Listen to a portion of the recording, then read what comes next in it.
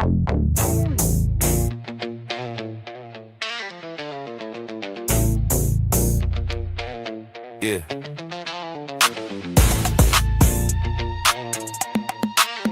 Yeah. Ay, Mike check, 1, 2, Ginger's back on the screen. The 007 with a mission that's clean. He's diving in the text from the Sahih Bukhari to the verse. Laying out the logic, making sure they rehearse. He breaks the Islamic dilemma. The ultimate trap, but the Quran confirms the Bible. Why the gap in the map? Be citing Surah 547 like a heavyweight chant. Why the critics try to dim him and extinguish his lamp? He's the truth teller, yeah, the TikTok ghost. The one the moderators seem to hate the most. Better on account, he just starts up anew. James 007, bringing plain stellar truth. Manifesting in the comments, yeah, the pressure is high. But he's standing on the rock while the hours go by.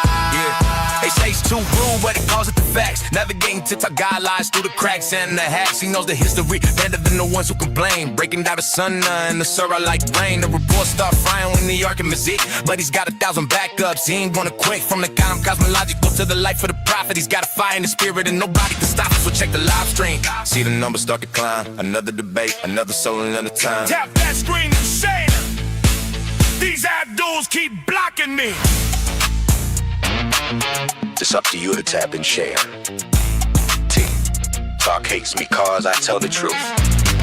Muslims hate me because they can't refute me. So they do what they do best. They report me. Come get me. I'm protected by the armor of Jesus.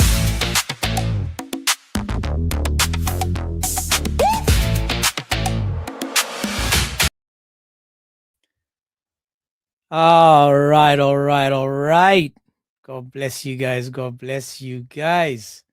Funny enough, I'm on TikTok as well. So I've got a third account. So I've got 2 circling the Kaaba. I opened up the third account, and as I opened the account, guess what they gave me? And guess what I just got now? Watch this. My gifting has been suspended. The shares have been suspended to both regions, countries, and places. It's for hate speech. I'll read you the last one I got now. This behavior is not in line with our policies. Gifting is suspended in this live. Reason: feature continuous and monotonous actions without clear objectives of sustaining engagement. You can't make this up. You can't make this up. You can't, man. What did I do? And funny that, because all I did was just start the live. I literally started the live. That's it. What is it? Not even a song. A minute in the song? 2-minute song? But come on, man. So as you can see, I upped my game now. I've got 3 verses that I've got on the screen. And I am using my main account on TikTok to watch the videos off now. So we're gonna. That's right. They keep blocking me, man. They just be blocking me, man. They don't like me. They don't like me. But man, we okay. I don't mind not being liked. You know, they hated Jesus first before they hated me. That's what the Bible say. That's what the Bible said. They hate me first before they hate you. So whether it's TikTok, whether it doesn't matter the platform, the point is that as soon as we start talking about, now watch this. If I spoke about doxing people, if I spoke about hate, if I spoke about monkeys becoming humans, and if I swore, if I used the foul language, if I did what these Muslims are doing today, Amir says we are going to block on you. Thank you, Amir. That's on YouTube, on TikTok. Thank you so much. Block me, Amir, because you're a coward like your prophet and your Muhammad. You're a coward. Coward, let me bring you up. Come on. Come on. Invitation sent. Come and tell me, Amir, why should I be blocked? Tell everybody, Amir, why should I be blocked on TikTok? Don't be a coward like your God. Don't be a coward like your Muhammad. Don't be a coward like everyone else in Islam. Come up and tell me why I should be blocked.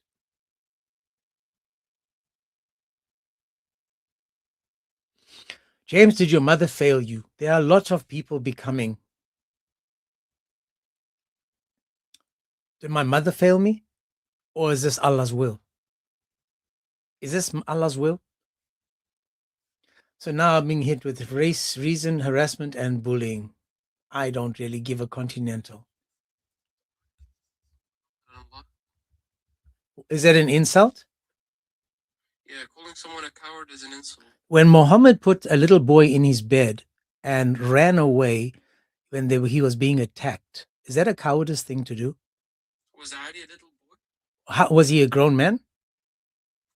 He was, yes, in Islam he was a grown man. However, Well, hang on. So when you put someone else in your bed to take your place because you don't want to... Hang on, I'm trying to understand what you said. You said that Ali was a grown man. I'm going to give that to you. Let me give it to you. When Muhammad put someone else in his place, is that a sign of cowardice? If you want to talk about a coward, why don't we talk about Peter running from the cross? Okay, we can talk about Peter. Is Peter the best example to mankind? No. Is Muhammad the best example to mankind? See what you did? See what you did there? See what you did. See what you did. You have the best example to mankind that ran like Forrest Gump and put somebody else in his place. Again, now this is what, again, my whole point is, if Peter ran away, so what? So what? So what? But did Peter put somebody else in his place? Again, I'm gonna break it down for you. When Peter ran away, did he, like a coward, put someone else in his place, like Muhammad putting Ali in his place? I'm asking again. I'm trying to work with you. You said Muhammad put Ali in his place. Did Peter put someone in his place because he was a coward?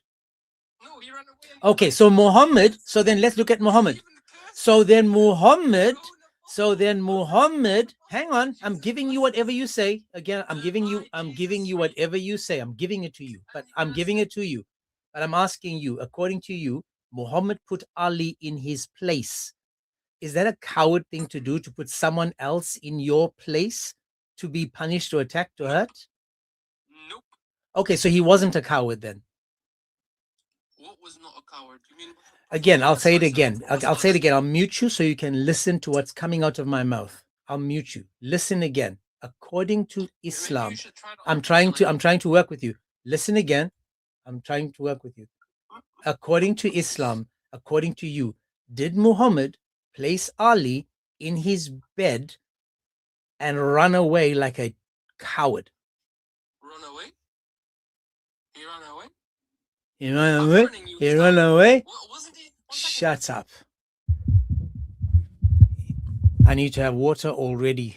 I need to have water already. The dude got no problem that Muhammad put someone else in his place. He got no problem that Muhammad put someone else in his place. No, but he wants to go to Peter. And Peter apparently ran away. Peter apparently ran away.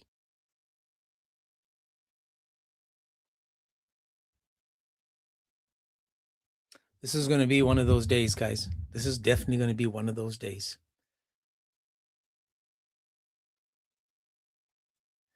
Salim, how are you, sir?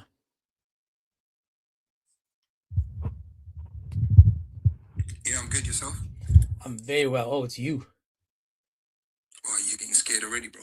Dude, have you looked into it yourself? No one's scared of you. So the topic today, the topic today is we're talking about whether Islam empowers women.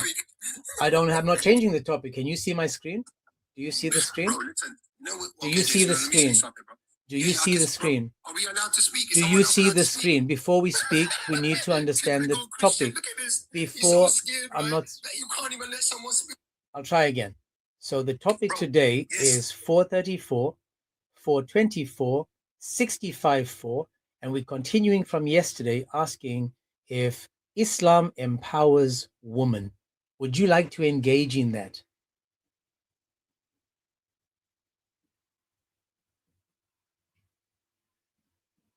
Yeah, so let me respond, bro. Listen, Why don't we have, if you're a man and you love Christ, let's have a civilized conversation, bro. One on one. Let's not mute each other and interrupt and start manifesting in crime. So then we If can you've got talk. the guts, So there we then, go, so man. then There we're we gonna go. talk. Constant So then we're interruptions, going to talk bro. about the Listen, topic, yes, which don't is, worry, can bro. you shut I your don't, mouth? what? Shut your mouth, and Why are you again, so scared? shut your mouth and listen Why up. are you so We're going to start now with the topic. Which one would you like to start with? bro? Would you like to talk about 434, 424, or 65-4? Which one would you like to discuss? Listen, so you said you want to talk about women's rights. Let's talk about it. Am I allowed to talk about it? Am I not allowed to talk about it? I'm waiting for you to talk about it. Oh, am I allowed to talk, yeah? Salim, I know that you try to be smart, but you're a let's do it this way. Muslim, right? Let's do it this way. Do you promise Can you're you not going to interrupt me? shut up, you idiot? I'll try one more time. promise? Shut up and listen. We have a topic. Would you like to engage or not? Simple as. Pussies, man. Pussies. That's Muhammad. That's Muhammad. That's Muhammad. He was. That's how you He guys was when he jumped the child. That's how what you guys do. behave. Would you like to pick Like one? numbers 31, Would you 17, like, 18, is it? my goodness, would you like to talk about 434, 424, or 65-4 and tell me how that empowers women? Pick one. Bro, that's what I'm saying. Let's have a discussion. Let me speak about women's rights in Islam compared to your religion. So let's go. Which one would you okay? like? I'll try one that more okay? time. I'll try one more time. Which one of the 3 verses in the Quran? Man, piss off, man. Get out, man. Get out, man. Told you guys it's gonna be one of them days. Let me add the link on the YouTube. It's gonna be one of them days. That's right. It's gonna be one of them days. Let me just get this on the YouTube so you guys on YouTube can join in. I am on my 3rd account on this channel, people. The 3rd account. Where am I? So on YouTube, I've pinned the message. The topic is still the same, talking about, does Islam empower women? Does Islam empower women? And hopefully we'll find someone that's, able to converse. Yeah, I got it, man, but I can't be bothered with TikTok anymore. How are you, sir? Ola, how are you? Ola, you there?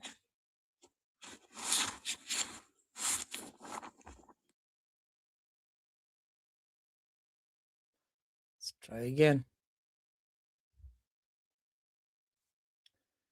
Okay, maybe you calm down a bit now. Correct? Beautiful. So let's have some rules then, isn't it, bro? I'm trying to, this is my live. I'm telling you the rules. Are you listening? This is the rule. The rule is we're discussing 434, 424, 65-4, and we're asking, does Islam empower women? Is that difficult for you to comprehend? Bro, it's very easy, but you don't let me talk, bro. So which one of the 3, would you like to talk about first? Which one of the 3 would you like to talk about first? It's like the Kaaba, full of shit. I agree with you. Like Muhammad, full of it. Like Allah, full of it. Would you like to pick one of the 3 and talk? Just go back to the hole you came from. Go back to Aisha's hole, man. Go back. Go back. Go find out which guy is now being suckled by your wife. Just go. Go find out which guy is at your wife's house being suckled, like Muhammad said, because that was very empowering. That was extremely empowering. It must be so empowering knowing that at some point, some man can come to your house and get empowerment from the breasticles of the female. That must be so empowering to the woman. So definitely empowering. So since we are, no worries, Ola, you're good, man. No worries. So what we're going to do now is, because we don't have anyone to, intelligent right now, we're going to watch a couple of videos and we're going to see whether it's true, talking about, again, the behavior, and whether Muslims themselves are going to say, well, this is nonsense or this is untrue, right? So we're going to go to video number 1, and hopefully we get to watch. Now, again, as I said before, all we're going to do is let the Muslims speak. That's it. We're going to now look at how Muslims in 2020s and on is here looking to help us understand Islam slightly better. Now, this is why these cowards want to run. In fact, let me see if I can add this picture quickly. I want to show you guys something. Okay, I'm not sure. I should have fixed it, but I did a list, and any one of you can do this list. Any one of you can do this list. If you go and you look at historically, the age of marriage before Islam, the age of marriage before Islam, the age of consent, the age of marriage. If you go through all of the, what I've done is I made a top 10, right? I made a top 10. I made a picture of it. Unfortunately, I didn't I didn't reduce it to fit onto the screen.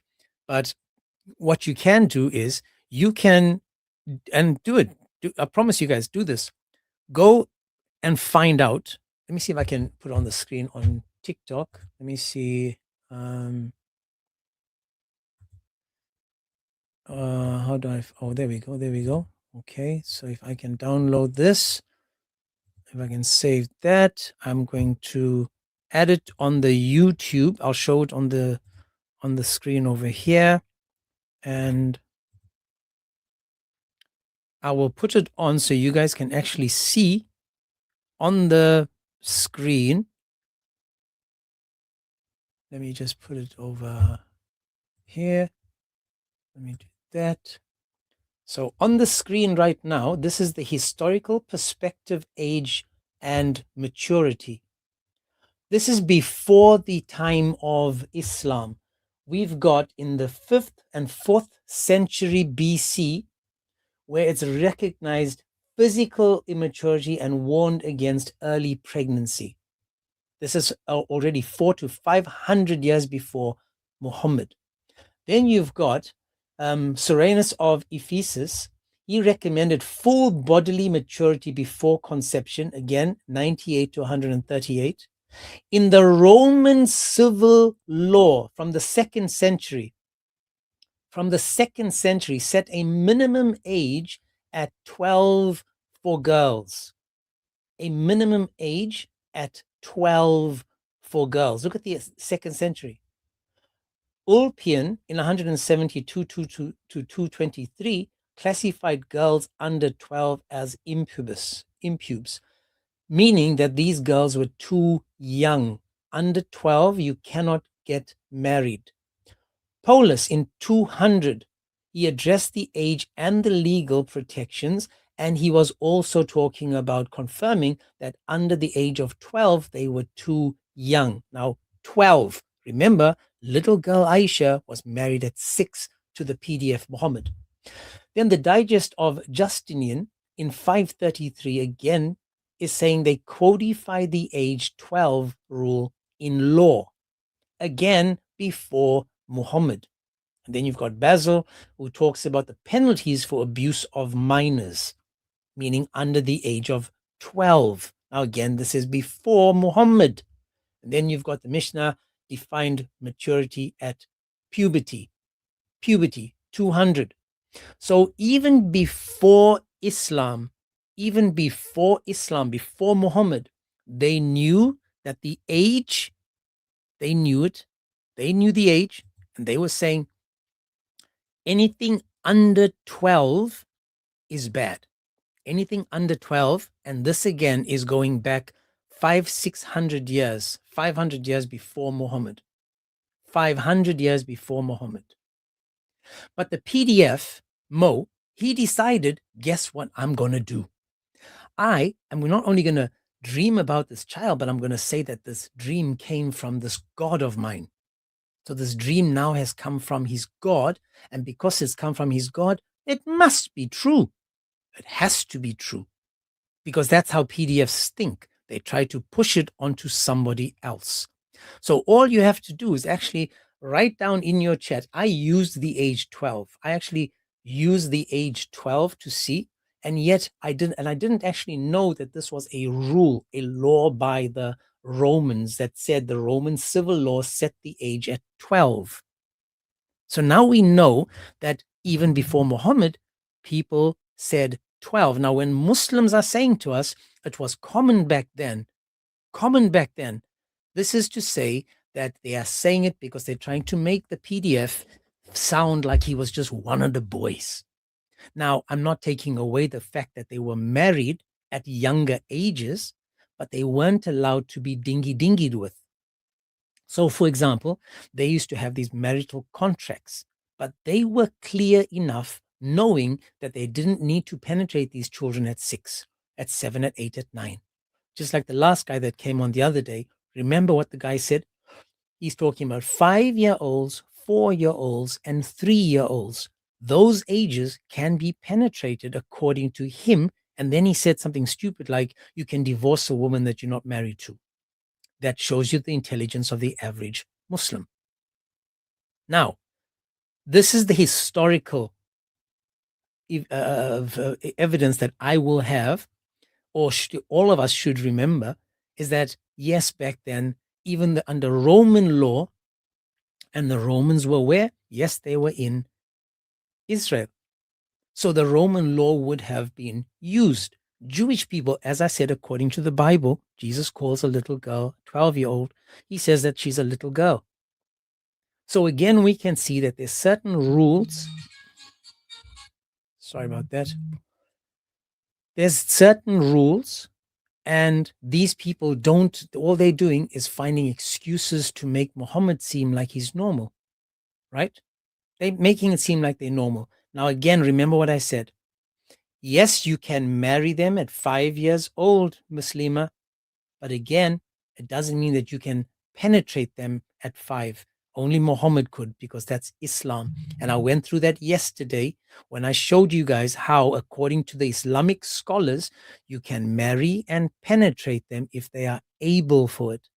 But Muhammad had to wait for Aisha because she wasn't able for it. Now, Muslima, you are more than welcome to, I'll send you a request, because as a Muslim woman, this topic is basically for you.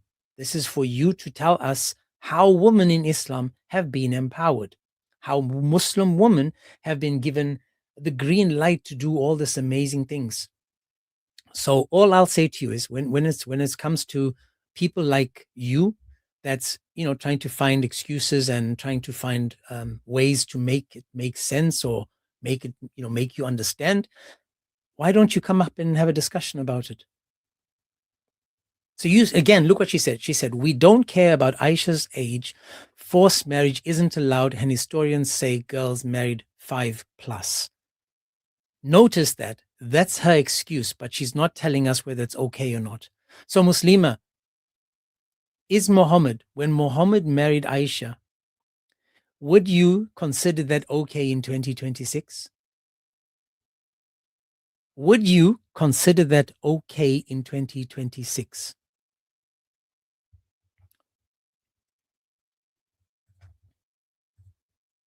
So let me do this then, since these people are, let's see in 2020, what are we now?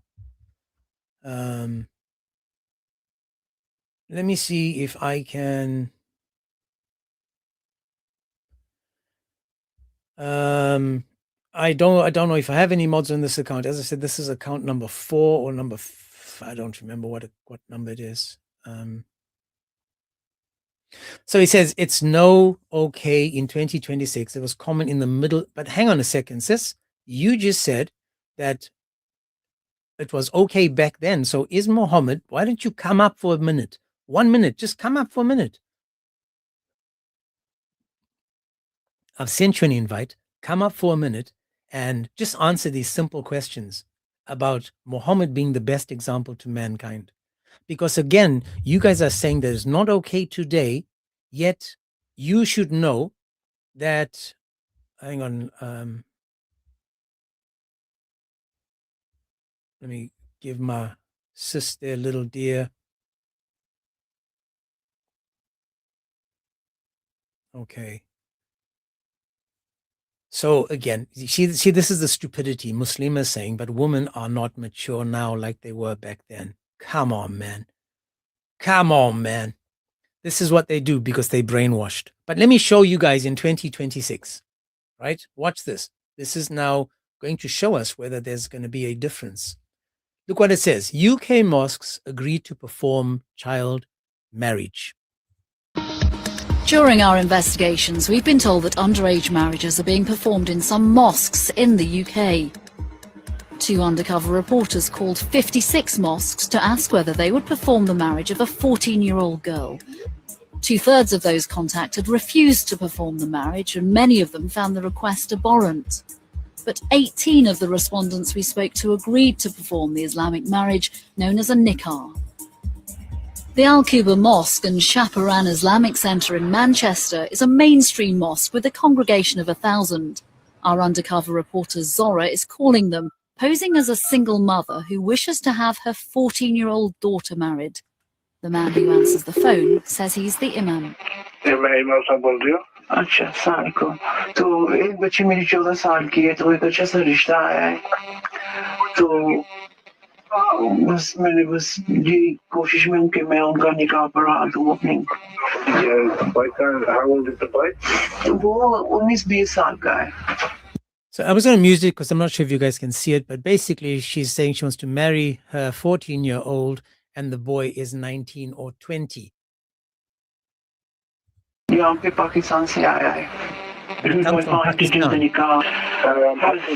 can get you someone to do the. He says, I can get you someone to do the nikah, which is actually translated to intercourse, for you. That's not going to be a problem. Now, remember, she's 14 years old. She's a 14-year-old child. 14. So when we're looking at now, oh, things were different back then. Oh, things were this, things were that. This is now an imam finding a way to make it make sense because it's Islamic. Car for you, that's not going to be a problem. Yeah, I can do that for you. That's not a problem. Oh, great. But before you make that step, ask your daughter, ask him, ask them both, get them both together and ask them properly what they want. Because at the end of the day, your daughter is young. I've already. Did you hear what he said? At the end of the day, your daughter is young. You see, this doesn't stop these PDF people. They don't care. He said it. At the end of the day, your daughter is young. Why not say your daughter is too young? Now, we saw a video yesterday where the guy said she's too young to be divorced. But the man said, but wasn't she too young to get married? Again, all I'm doing is just playing a video of what an imam is saying to make this okay. Buenas, amigo. They're trying to make this okay by saying, guess what? It's not a problem. I mean, I've already done that, to be honest, or I wouldn't, be ringing around and everything else. This is the best way. If you ask me what would I do, I would say get the nikah done. My name is Abdul Martin. The night before their meeting, Matin sends a text to our undercover reporter. He quotes what he says is Islamic tradition and appears to be giving a reason for marrying an underage girl without her active consent. Again, without her active consent. What did we learn yesterday when it comes to Islam and marrying and penetrating these girls? It says that you can marry and penetrate them at the age of 9.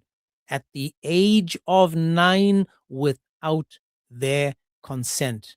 Not marry them, penetrate them without their consent. And when it comes to the virgin, it says you can do dingy with them if they keep silent, because silence is consent. Kafa in the chat, man, he be saying what I'm thinking. A virgin cannot be married off without her permission. They ask as to how her permission is given. He replied, her silence. Boom shakalaka, there we go. What did he say? Her silence is consent.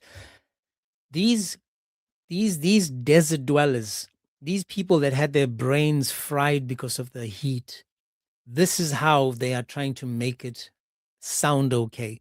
They are trying to say it's okay because, come on, man, it must be okay because, her silence is consent and we don't need to get her opinion because she, has to just do what she's told and yada, yada, yada. The guy wants to have a debate with me, and yet he's running away from this type of behavior. Muslima, how are you, sis?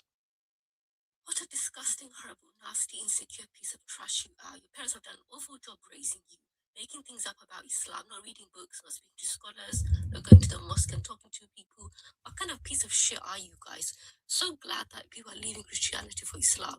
And in the West, many churches are becoming mosques. So I don't know what the hell you're going to do. Your lies, they're going nowhere. We are revealing them. Thank you. Thank you so much for sharing what you wanted to share. Well done. She just called me a liar, and the churches are, being bought up by the mosques, yada yada. And then she ran like Aisha tried to run from. It was too quick, guys. I didn't get a chance to even turn up the volume. Didn't even get a chance, man. But she was just a hit and run. She did what Aisha wanted to do, and that was run from Muhammad. She said a piece, and notice I gave her a chance to speak. I didn't stop her because I wanted you guys to see how brainwashed these people are into believing that what Muhammad did was okay, that this is okay. She didn't address the fact, or didn't even, say to me, the people that you are putting on the screen are liars or this, that, and the other. She attacked me for exposing Islam through Muslims. I didn't add any of this. I didn't make this up. I didn't go tell them Imam what to say. This is what happens. They attack the messenger because they know that the message they can't attack. All I did was just play the video.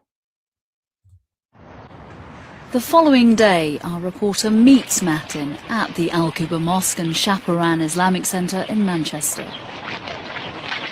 It's okay, thank you very much. I'm worried about it becoming westernised and things like that. If it's a good rishta, and obviously I just feel it's more important that it's a nikah and not anything else. Exactly, yeah. Yeah. Because you want to be safe from any sin. So does a daughter, so does a son. So getting nikah done saves you, the girl, the boy. Yeah. After the nikah is done, everything is halal for them. Yeah. Yeah. So they can do whatever they want.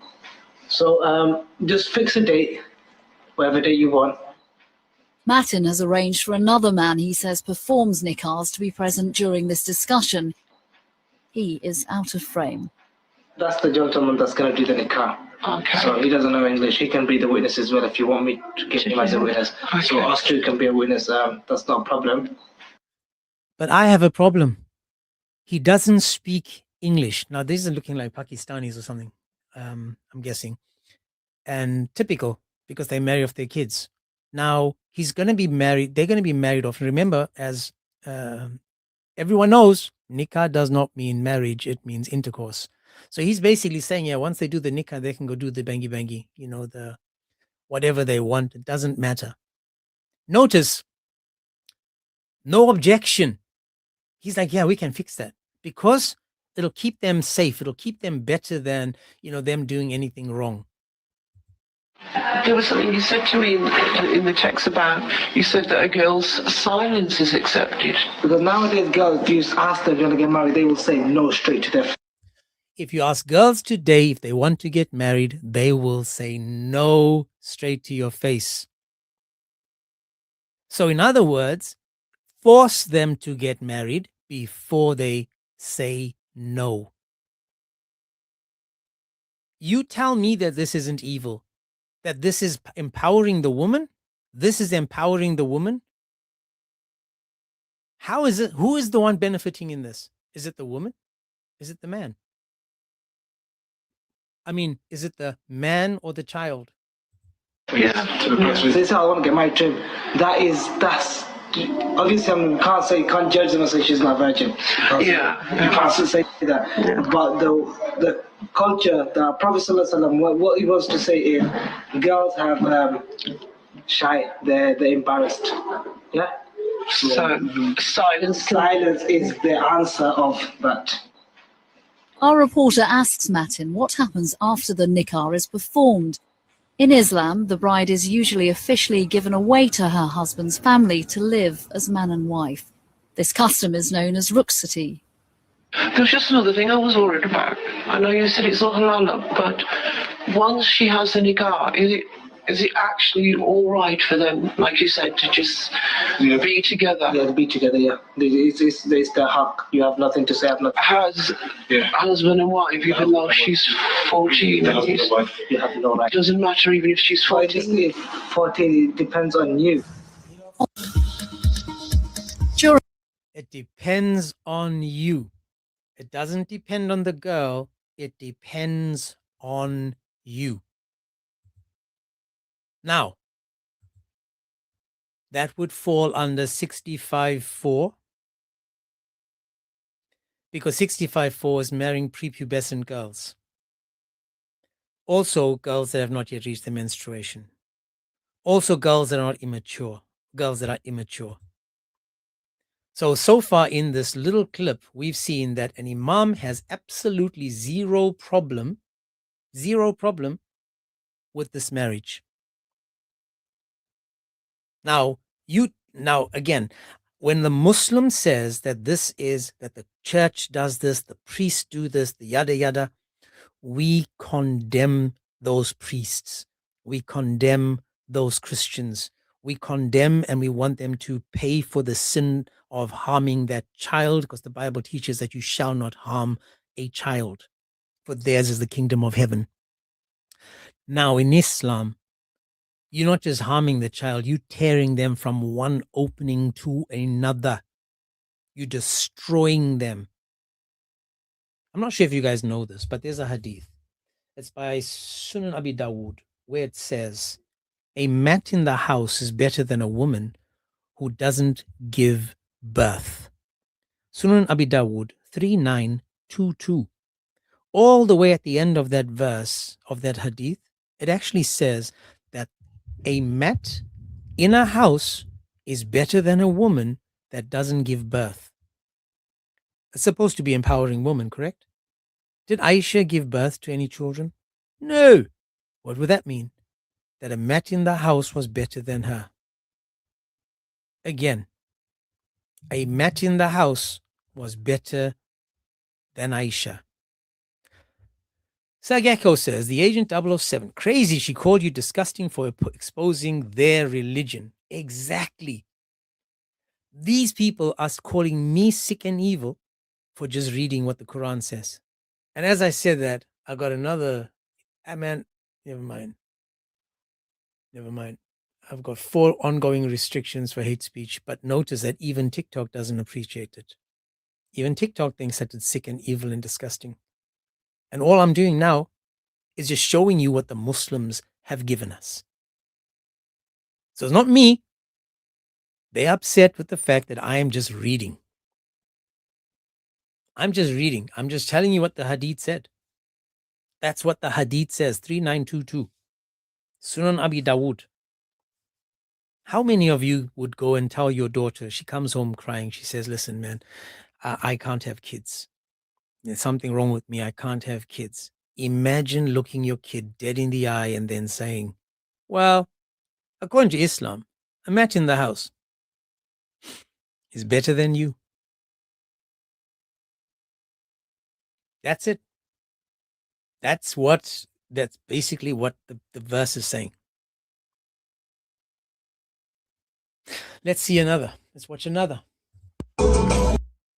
And again, if I mute it, it's because I don't want to be hit with what's this thing called? Copyrights. So check this out.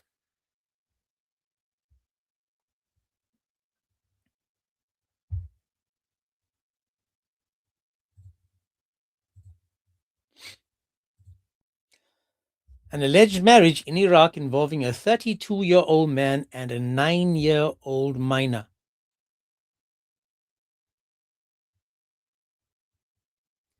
Look at all those men perving on in the background.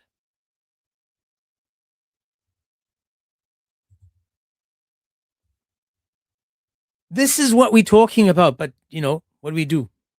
Shoot the messenger. Stop the message, because the messenger is saying something evil, because the messenger is doing something evil, because the messenger is exposing what these people have said. So what do? Stop the messenger. What did Aisha say? She said, I have not seen any woman suffering as much as the believing woman. For those that are not following me, go to the Agents 007, the Agents 007 on YouTube. I know that this account is not going to last long. Then I've lost 3 accounts in 3 days, because this topic causes them to manifest. This topic. Why would Aisha say something so crazy? Why would she say, I have not seen any woman suffering as much as the believing woman, knowing about how many people she was surrounded by? She was surrounded by so many people from all different walks of life. Because again, apparently, according to Islam, this was one of the largest trade routes. So everybody and their mother and father was there. Everybody walked through this place. So she was seeing all these people from Africa, from Europe, from Asia, all mixing.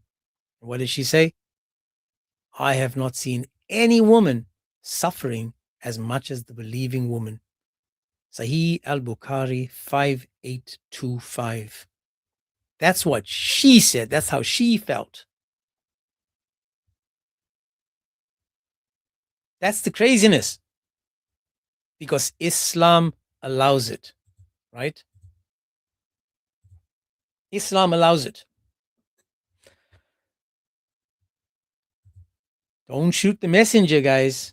I'm just presenting what we have. That's it. I'm just presenting what we have, and this is what we see. This is all we have, and this is what we see, and this is what I'm presenting to you. So, child brides. Rahmatu and Najatu didn't know each other a few months ago, but their similar circumstances brought them together. Both girls are 14 years old.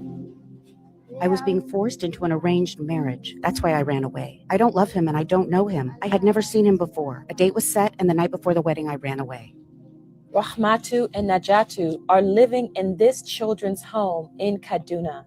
They don't want to return to their villages further north. In villages like this, north of Kaduna, girls are typically married by their early teenage years, whether they want to be or not. Had I had the choice, they should have given me a year to graduate from school. But since this was what the parents wanted, I had no other choice. Well, of course you would be nervous or scared. You cry on your way to your new home because you're leaving your parents and you don't know where you would be taken. I had no interest in it at the time. I was just doing my own thing. Marriage was not on my mind until when God wished it was time. 14-year-old Basira Bello is soon to be married to Salihu, who is 20 years her senior. She is excited at the prospect. Her father expects her to follow Nigerian customs. She has been told everything she should know, because she is useless if she disobeys her husband. At the federal level, Nigeria has outlawed child marriage. The Child Rights Act of 2003 mandates that both parties be at least 18 years old before marrying. But it's left for states to ratify the act, and most states in the north have not. This lawyer says a girl's readiness for marriage cannot be determined by her age. A girl of 13 years old, if she's not physically okay, if she's physically challenged, maybe she doesn't have a sound mind, she could not comprehend, she could not differentiate between the right and the wrong, she's not fit for the marriage. She's not ripe for marriage. A girl of 9 years, if she's sound, she's physically okay, she can go in. Because in Islam, there is no barrier to that. I got to stop it there. In Islam, there's no barrier to what? Wrong. she's not fit for the marriage. She's not right for marriage. A girl of 9 years, if she's sound, she's physically. Listen to this dude. If a girl of 9 years is sound, if she's physically okay, they got no problem with this. Why, Muslima, are you angry with me when you've got this guy telling you that a girl of 9, if she's physically okay and sound, do you see why it makes a bigger impact when the Muslim is saying it than me? And this is ongoing, even though the law states that 18 is the age to get married. Okay, she can go in because in Islam there is no barrier. No barriers. As for Rahmatu and Najatu, they want to stay in Kaduna to go to school. They say they hope their families will eventually forgive them for running away. No, do you, okay, Muslima, I pray that you are still there. Do you see who is sick and evil and disgusting? Do you see that it's not me? I'm the one showing, I'm on your side, Muslima. You Muslim woman, I am on your side fighting for your rights to be protected. Yet all you guys have from Muslims themselves goes against what you think Islam's supposed to mean. You believe it's better than this, and yet the Muslims are telling you, yeah, but you're dreaming. Yeah, man, this ain't the truth. Don't you guys see it? The evil? I didn't say it. These imams are saying it. These imams are telling you, and this is why, according to Khadija, and to what's her name? The child bride, according to her, what did she say? I have not seen any woman suffering as much as the believing woman.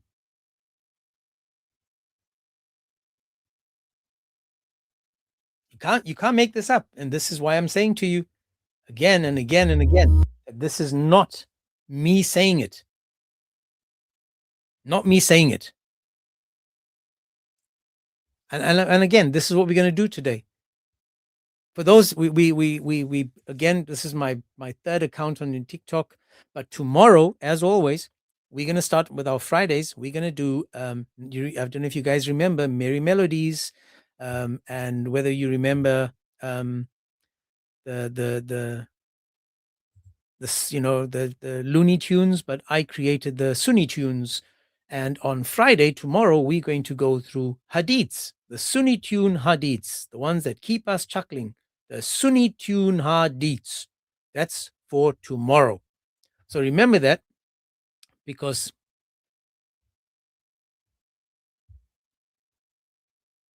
it's going to be fun.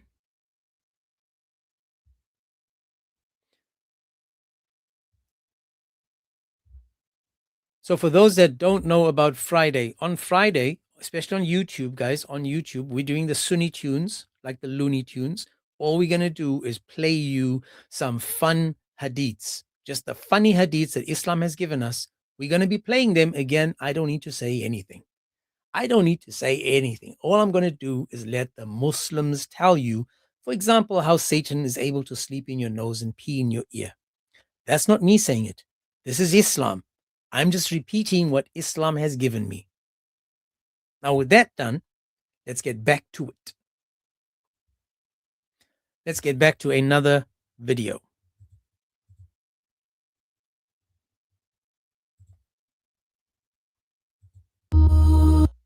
I'm going to take the sound away. You can see over here it says, quoting, it says, say no to Sharia law, no to child marriage. Look at this. Allah supports a child married, and Anobi, Muhammad, did the same to Aisha, and it was practiced in the northern side, quoting 65:4. So this child is now someone's wife.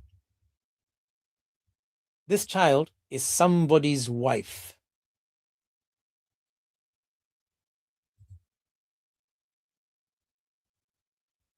Quoting 65:4, telling us, according to the Quran in 65:4, this is allowed in your religion. What did Aisha say? Aisha said it best. She said, I have not seen any woman suffering more than the believing woman. That's what Aisha said. That's what Aisha said. Now I'm going to show you now. This is from last year with our man Bob. And this is in the UK, last year, the year before. Can't remember. It all seems like yesterday. And this again is just an example of a Muslim woman defending Muhammad marrying a 6-year-old. And he's quoting Sahih Muslim 1422. Sahih Muslim 1422. Right? Now, my brother Tyson, as a Nigerian, funny thing, I'm actually 5% Nigerian. As a Nigerian, you should be bringing awareness to these people. This is why we do these videos and these recordings, because we need to bring awareness. These people think that this is normal and okay. That's what they do. That's what they do because they are forced to believe that it's okay. They're forced to believe it's okay. Let's hear what this woman has to say, because this is a very interesting video. The house yet? Not at 6. Listen! Not at 6. She left the house at 9. She was 6 when she got married. It does matter. Do you agree with child marriages? Yeah, but you're... Do you agree with child marriages? You are... Do you agree with child marriages? You're emotional. I'm asking you. I'm asking you a question. Do you agree with child marriages? Yes, yes. Do you agree with child marriages? I'm not going to deny it. Do you agree with child marriages? Yes! Right. That is the problem. The Muhammad's example has led you to the conclusion that child marriages are okay. That's a problem. Did you guys see this? This is how an educated woman answered. This is that Speaker's Corner, London. He asked her specifically, do you think that child marriage is okay? This woman that has to be brainwashed into believing this is why she answered the way she did. Because they have to support the Quran, support Allah, support Muhammad, or they are out of Islam. Watch again how he is taking his time, because he can see that she is one of those PDFs. Leave the house yet? Not at 6. Listen! Not at 6. Notice what she did there. She's so frustrated that he is holding her 10 toes down to this one question, that she's actually getting this demon in her is starting to manifest itself.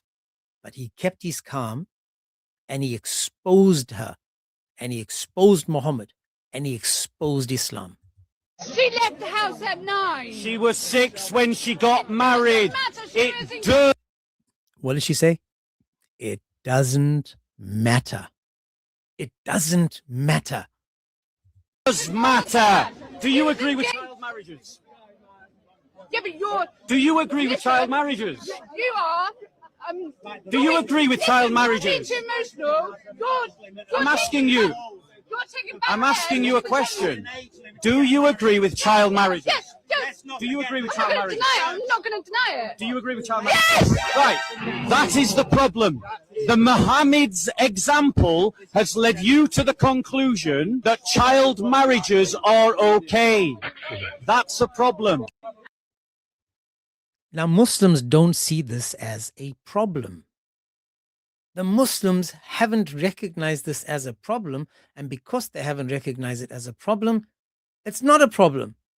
So it's basically saying, don't make problems where there are none. If there's no problem, then don't make problems. Imagine that. Imagine that. So I'm asking now the question, who is at fault? Who is at fault? Is it him asking the question, or is it her answer to the question? Because notice when Muslima came up, She attacked me. She attacked me. Why? Because she didn't like the question. She doesn't like the topic. She doesn't like the answers she'll get. Because they know that the answers that they will get is proving that this is sick. It's sick. It's evil. It's sad. It's crazy. It's so crazy, man. Now, again, as I said, we just the messengers. When I read, and talking about messengers, this morning, Life GL was on a live, and he was talking to a guy, one of these people that is learning from Ahi Et, and and he actually swore my mother's vijay on the live. It's Ramadan. He swore my mother's vijay. I was baiting him, of course. He was saying things, and I'm saying, you can't read, because life is answering him. And I said, you slow, but I didn't insult his Allah and his family. I spoke to him. The guy spoke about my mother's vijay, and then told me that it's just a matter of time. He said it's just TikTok, and it'll happen when I'm least and when I'm not expecting it. So again, to me, that's a threat. That's a direct threat on my life, because he can't argue with his scripture, but what he can do is now try to make me afraid of him or Islam or having these conversations. He's trying to intimidate me. But these Muppets, they're going to intimidate me? Come on, man.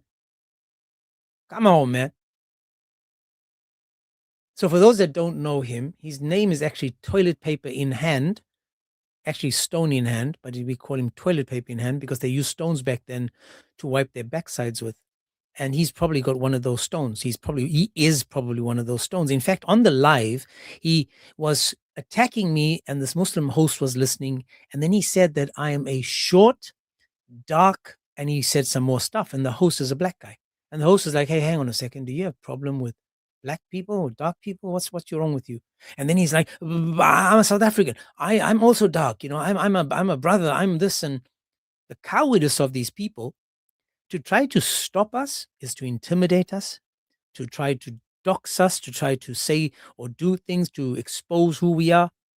Now, the guy is only tough behind a screen. The guy is only tough behind the screen.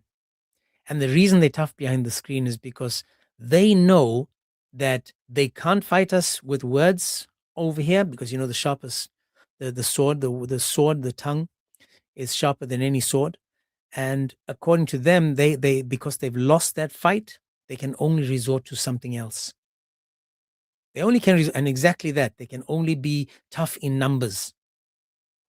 When I spoke to Ali Dawa in London, he wasn't tough by himself. He was tough with his mates.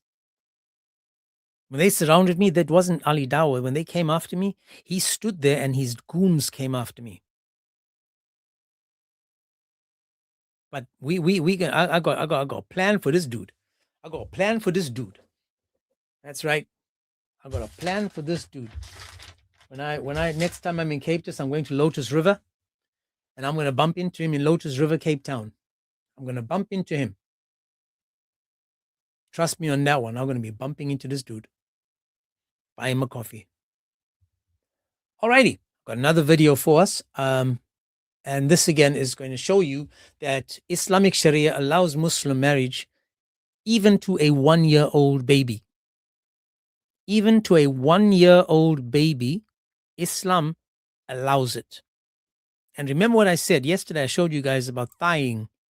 You can thigh the 1-year-old baby because you're married to it.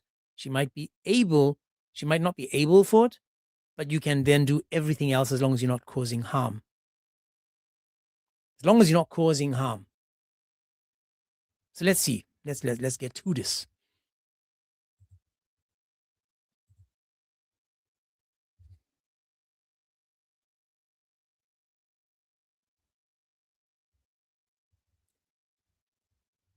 اللي هي لم تبلغ الحيض يجوز نعم I apologize, but I will read it just for those that are not watching on their phones and they can't see it clearly, or on YouTube. And I will just read it. So the host is basically saying, so it's permissible to marry off a young girl who hasn't yet menstruated. And he says, right?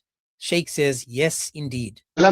طبعا الكلام ليس كلامي انما الكلام على ايه يعني He says, so for instance, how old should she be? Like 10 years old, 9 or 8? تبقى مثلا كم سنة يعني 10 سنين 9 سنين 8 سنين لم يتحدد سنة He says, in fact, there isn't a specific age for marriage. الحقيقة لم يتحدد سن للزواج لا الشرع He says, in the whole Islamic Sharia, law schools, something had said that marriage is dependent or limited by a specific age. الإسلامية كلها هات لي حد يقول لي اتحدد سن بيوم بسنة ب10 ب15 ب20 ده انت على كده بقى انت ممكن وهي لسه طفلة بقى. So then the host says, asks the main question. He says, but does that mean you can marry her off even if she's still 1 or 2 month old baby? Now, hang on. Why don't we just attack James? Because he's the one reading it, so he must have said it. No, it's not me. It ain't me. شهر أو شهرين بقى إن شاء الله حتى يوم. Even if she's 1 day old. That's what he said. Even if she's 1 day old. I'll play it again. This time I'll just be quiet.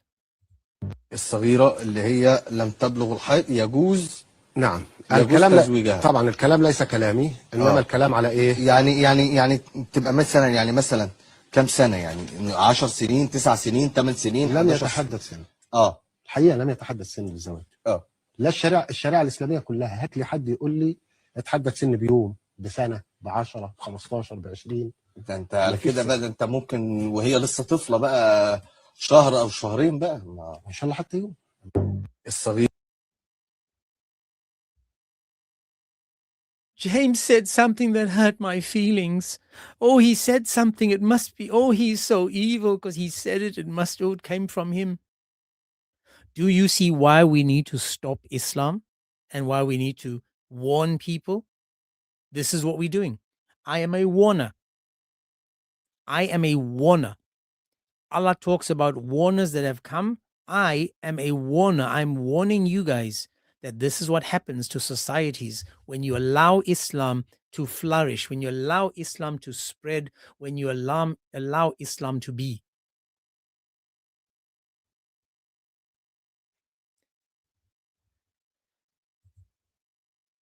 Agent, how are you, sir? You muted?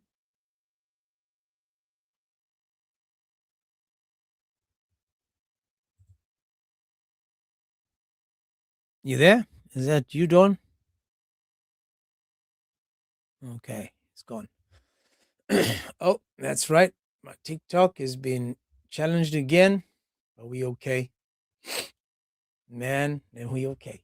So now that we saw this, I want to show you guys now in Pakistan, either last year or the year before, I think it was last year, they tried to change the law. Yeah, agent.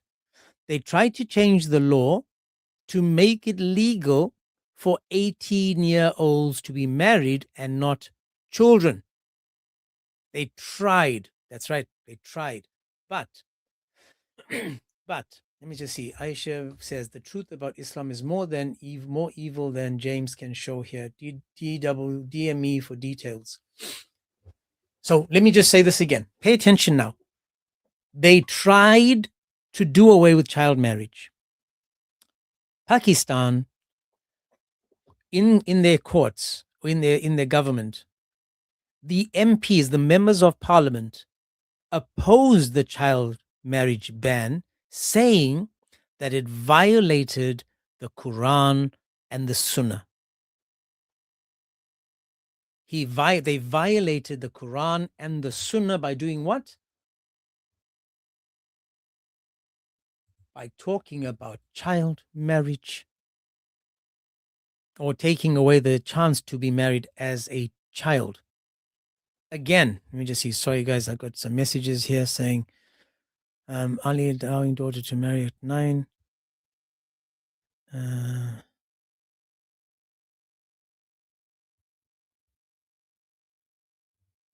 Super. I just need to find out. Do you guys know if I put videos on from? I'm using TikTok now to show you guys videos. But my question is, if I use YouTube, do I get what's it called? Oh, when you're using other people's stuff, man, my yeah. Do I get hit with that, or can I use YouTube for videos? Can I share other people's videos from YouTube, or is it?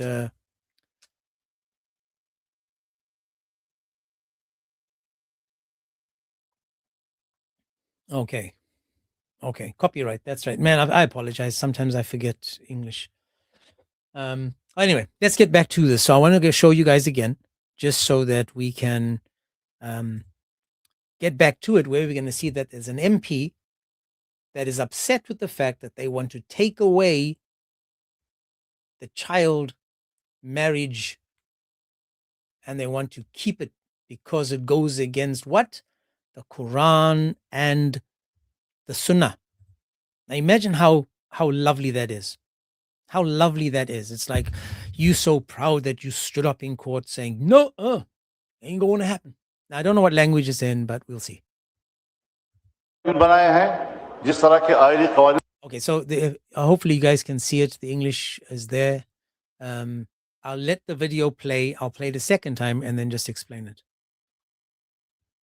में आपने तरमीम की है, मैं ऐलान करता हूं कि मैं सरेआम इसकी खिलाफ वर्जी करूंगा और 15 साल और 16 साल और 12 साल और 10 साल के जवानों की शादियां कराऊंगा और उनमें खुद बैठूंगा। आप बताएंगे कि फिर आप किस तरह मेरा मुकाबला करते हैं। मैं आपके कानून को चैलेंज करता हूं, मैं आपकी कानून साजी को चैलेंज करता हूं, मैं आपकी जहनीत को चैलेंज करता हूं। कानून साजी हुई और इस कानून साजी पर, इसी फ्लोर पर हम अपने तहफ़्फ़ुज़ात का इजहार कर चुके हैं। हमने इस कानून साजी को कुरान और सुन्नत के मनाफी और आइन के मनाफी तस्वुर किया है।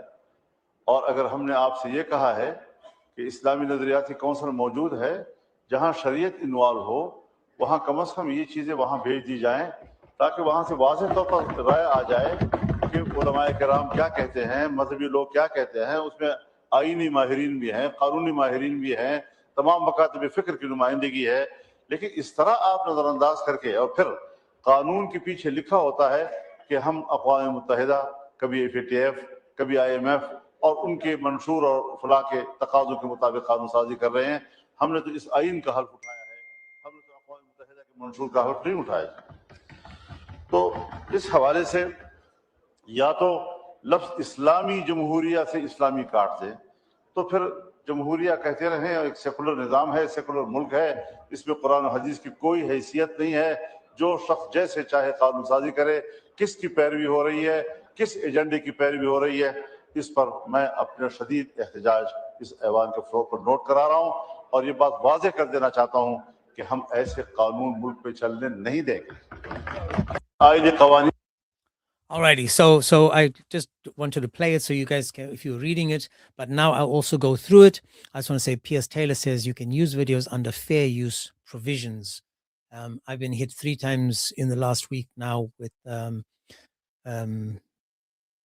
what's the word called again? Copyright. I've been hit 3 times with copyrights. Even the guy called Mufti Menk apparently wants to share in the millions I make on these videos, just by the way. But let me show you guys this, and I'm going to read it now, and we're going to just focus on what he says. He says, the way the family law has been made, let me just mute him because it's, yeah. And the way you have amended these family laws, I declare that I will publicly violate them. So we got a guy now publicly challenging the law. He's saying this is you. I will publicly violate them. Imagine that, making he's going to break the law. I will arrange marriages for youths 15, 16, 12, and even 10 years old. The guy is a member of parliament. He's there saying, challenging them, I will arrange marriages. And these cowards are clapping behind him. They are celebrating it. Now look at the woman again, sitting there.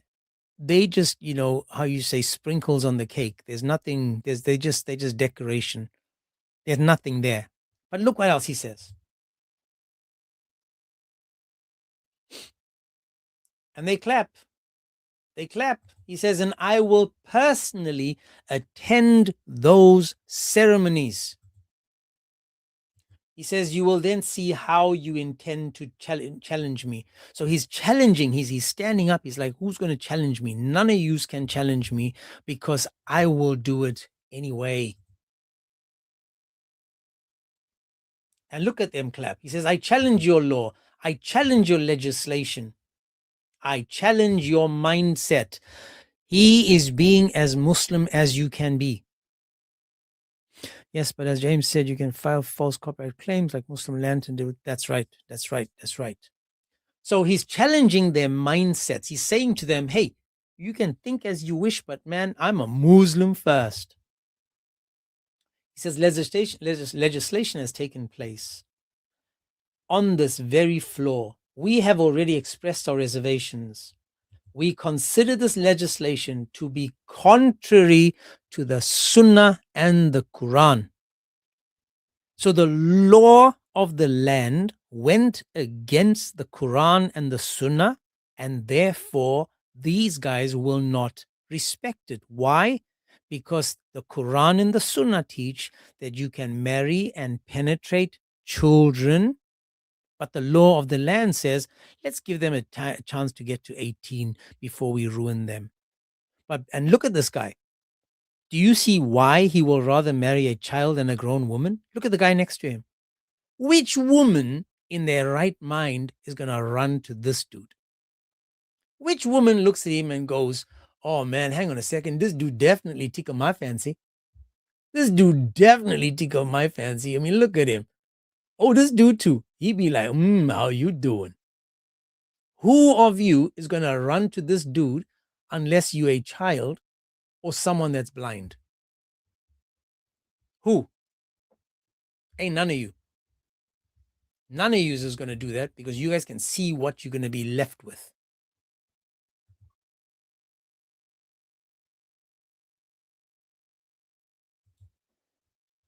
He says, and against the Constitution.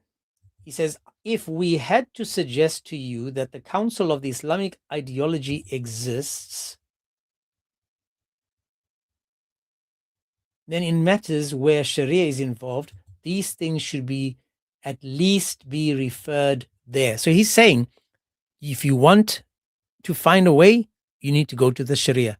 What does the law of Islam teach?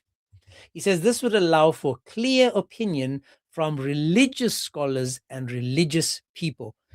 He means basically men. He's literally telling you to go to the men to tell you what the men want so that the men can get what their hearts desire. The men. As usual, a religion by man, for man. And look how they clap in the background, celebrating it.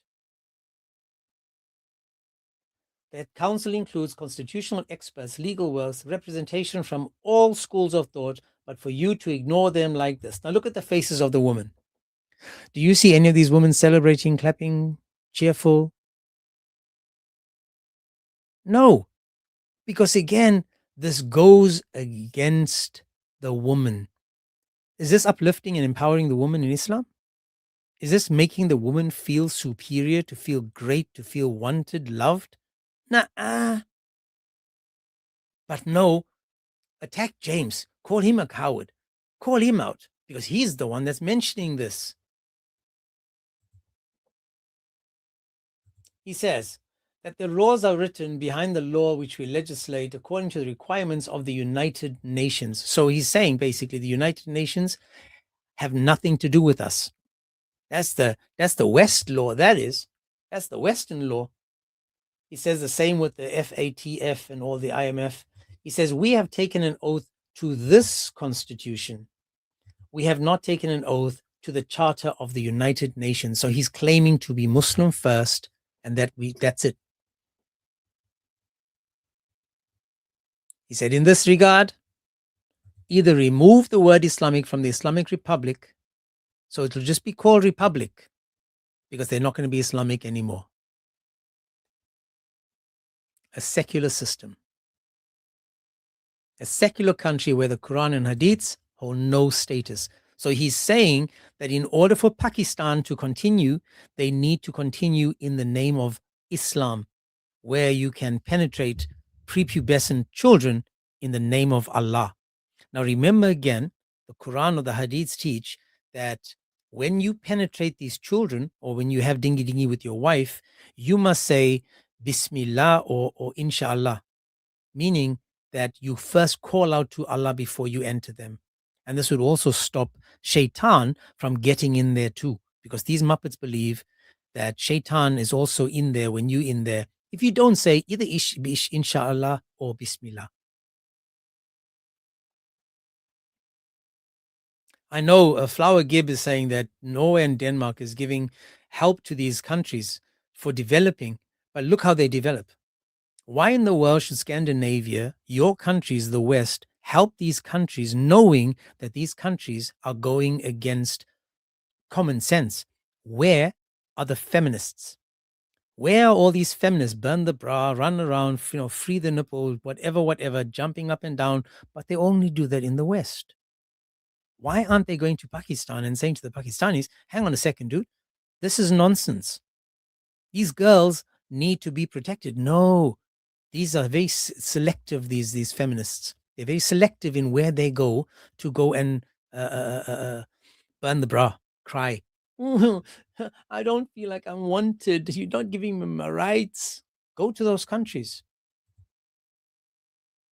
He says, then anyone can legislate. And he says, whom are we following? Which agenda are we following? I am recording my strongest protest on the floor of this house, and I want to make it clear, we will not allow such laws to be implemented in this country. I mean, he's as clear as day. But why don't we get upset with the Christians? Why don't we get upset with them Christians? Why don't we call the Christians out? Why don't we attack the Christians that are just playing these videos and reminding us what is actually going on? Does this sound like a religion that you guys are ready to join? Anyone? Anyone ready? You want to join? I give shahadas over here. I give shahadas. I give shahadas. And the shahadas I give you slightly different. Slightly different. Got to have some water first.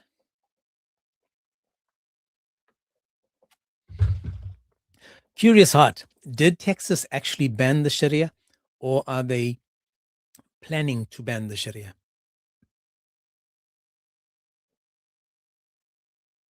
Now, so far, I didn't need to say anything. I don't need to read the hadiths. I don't need to go to the Quran. We're just looking at everyday Muslims in normal Western countries, proving to us that this is what they believe. Then you go to a Muslim country, predominantly Muslim country, where they are turning their backs on common law and saying we need to go back to the Sharia. We need to go back to the Sunnah of Muhammad and Allah, and we need to implement those, and we need to live according to those. But again, who is the one that benefits? Is it the man or is it the child? So when we're looking at this religion, we can see why Aisha said so boldly, I have not seen anyone suffering more than the believing woman. Those are Aisha's words. Those are the words of the little child bride Aisha that was forced into marriage and suffered. I was going to say under, he suffered under Pontius Pilate, but over here, she suffered under Muhammad.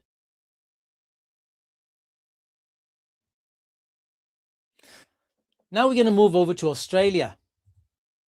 We're going to get to Australia and see how Australia, what's happening in Australia, because according to Australia, you would assume that, everything is great over there because it's Australia, So Gecko said, I'm thinking about starting a ministry to reach out to Muslims in Spanish. Do you know where I can get some good materials? Oz, are you still on there? Oz, are you still here, my brother? Send me a DM, Sir Gecko. Send me a DM and I will hook you up with a Spanish speaker and my Spanish brothers. And let me see if he's here. 1 second. I will set you up with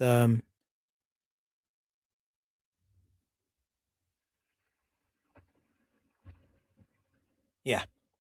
But yeah, man, that's brilliant. At least we're getting it from different countries. Remember, we've got people. Not much to do, dude. Not much. He speaks more Arabic than Spanish. There's just out of I want you guys to know what's important is that the strength you have. For example, we've got someone asking about Spanish. We've got people that know, for example, Afrikaans. Then you've got the French. We've got, we are blessed to know a guy called Babylon, who has 4 languages under his belt. I know a few, and there's many others that know different languages. And it's important that you use the talent you have, that you use the talent, that the languages you have to reach out to different groups. And I promise you, we need to make a change. We need to change stuff because this is what's coming to a city near you. All this nonsense that we are going through now, this is coming to you, right? Let's look in Australia, at Australia. Australia right now, if I'm looking at the screen again, another video from Australia, and let's see if they have any problems with this or whether it's just fine. Let's see. Have reportedly been forced into marriage as new data exposes what authorities say is a hidden and deeply underreported crime. Reports to the Child Protection Hotline have almost doubled in the last financial year, according to the Sunday Telegraph. There are reports unofficial ceremonies are being conducted by Islamic clerics in suburban backyards beyond the reach of authorities.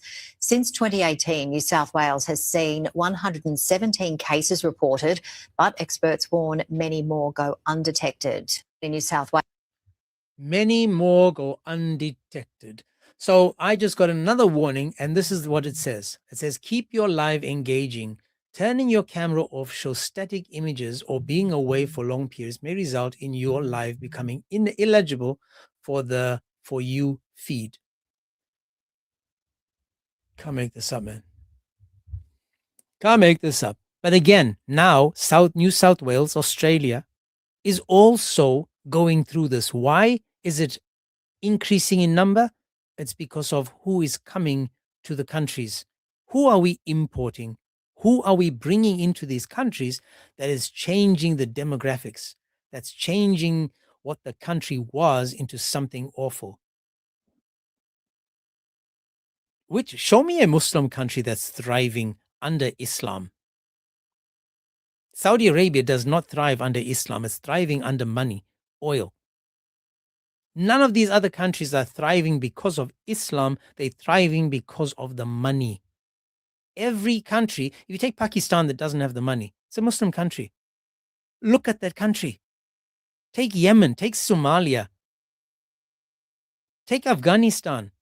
Look at the countries that were once Muslim, and then look at the Christian countries that became Muslim.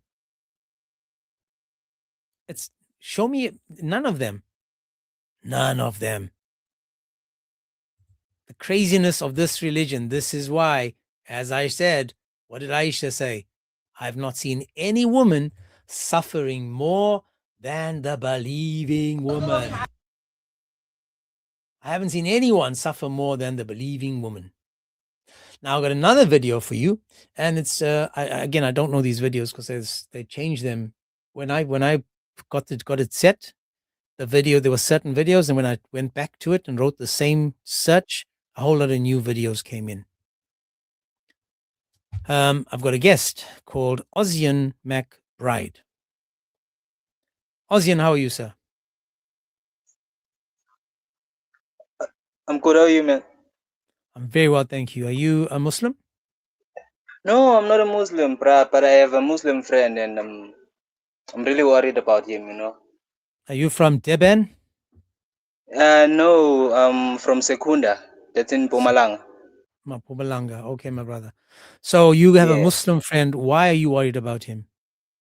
Yo, I'm worried, bruh, because, you know, when he first went to another church here in Secunda called GNF, he was ill-treated by the ladies there because he and his other friend went there and they were drunk.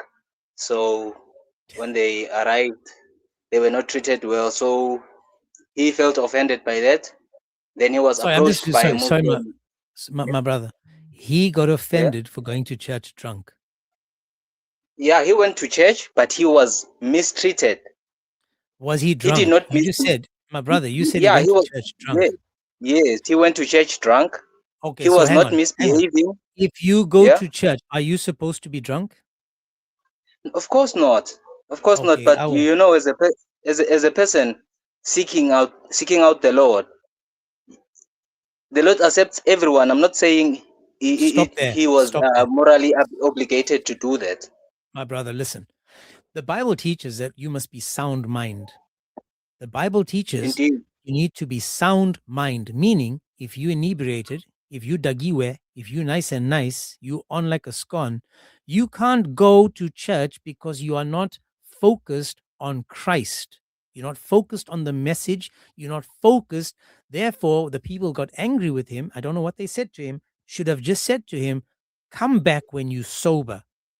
Now, I don't know the whole story. You don't know the whole story. You don't know what they said to him. But my whole Yeah, point is because I that wasn't there. I would have got angry with you if you came to my church, nice and nice. Dagiwe, nice and on like a scone. I would say, I'd kick you out and say to you, come back when you're sober.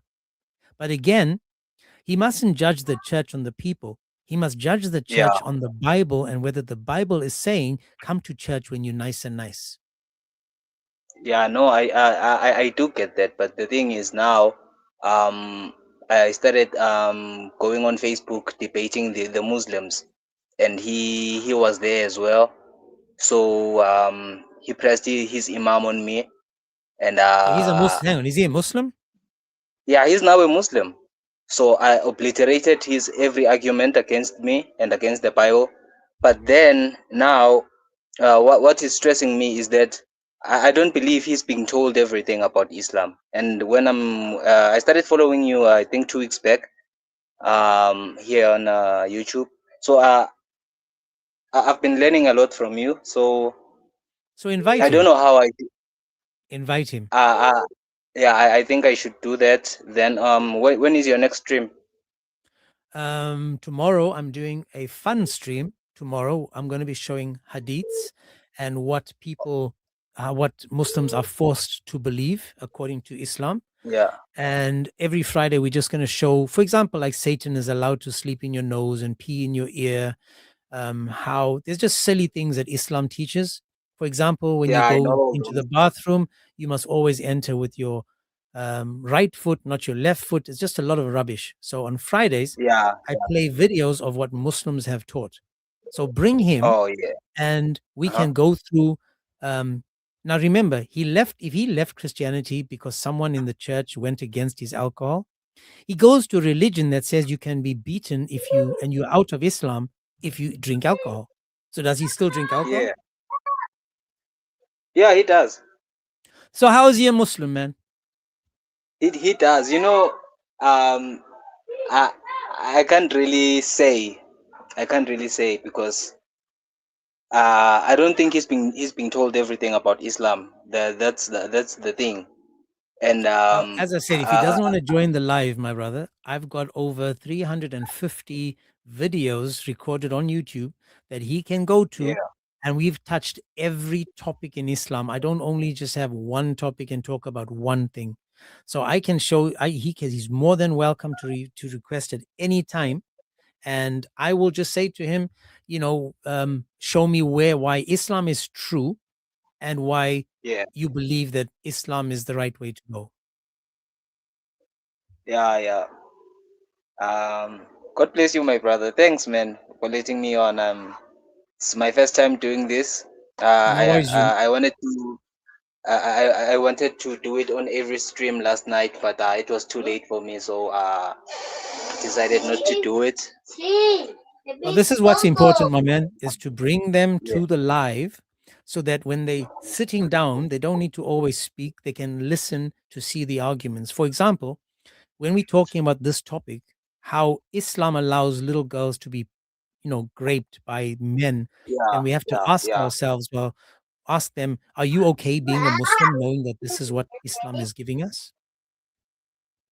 Yeah, no, it's sick, man. It's sick. This religion, man, drives me crazy. Gets me mad, even listening to. No, I'm busy, bro. Go. Okay, just go away. Bye bye. No. Don't say just go away, man. Yeah, man.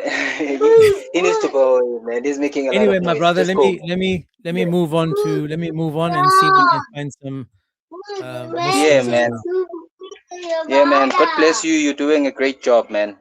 You take care, my brother. God bless you. Stay safe. Away. Aware, my man. Aware. Sir Gecko, where'd you go? Where'd everyone go? I had 3 people up. Okay. Ex-Mohammedan, how are you, sir? You can call me Simon. How are you, Simon? I'm doing fine, James. Thank you. So you are an ex-Muslim? Yes. Okay. And you left Islam. Can you tell us why? Briefly, I can say that it was due to me turning to praying and reading the Quran in my own language, because I don't speak Arabic. So yeah, which happened, like, I won't tell you the exact story because privacy, but about what happened briefly is that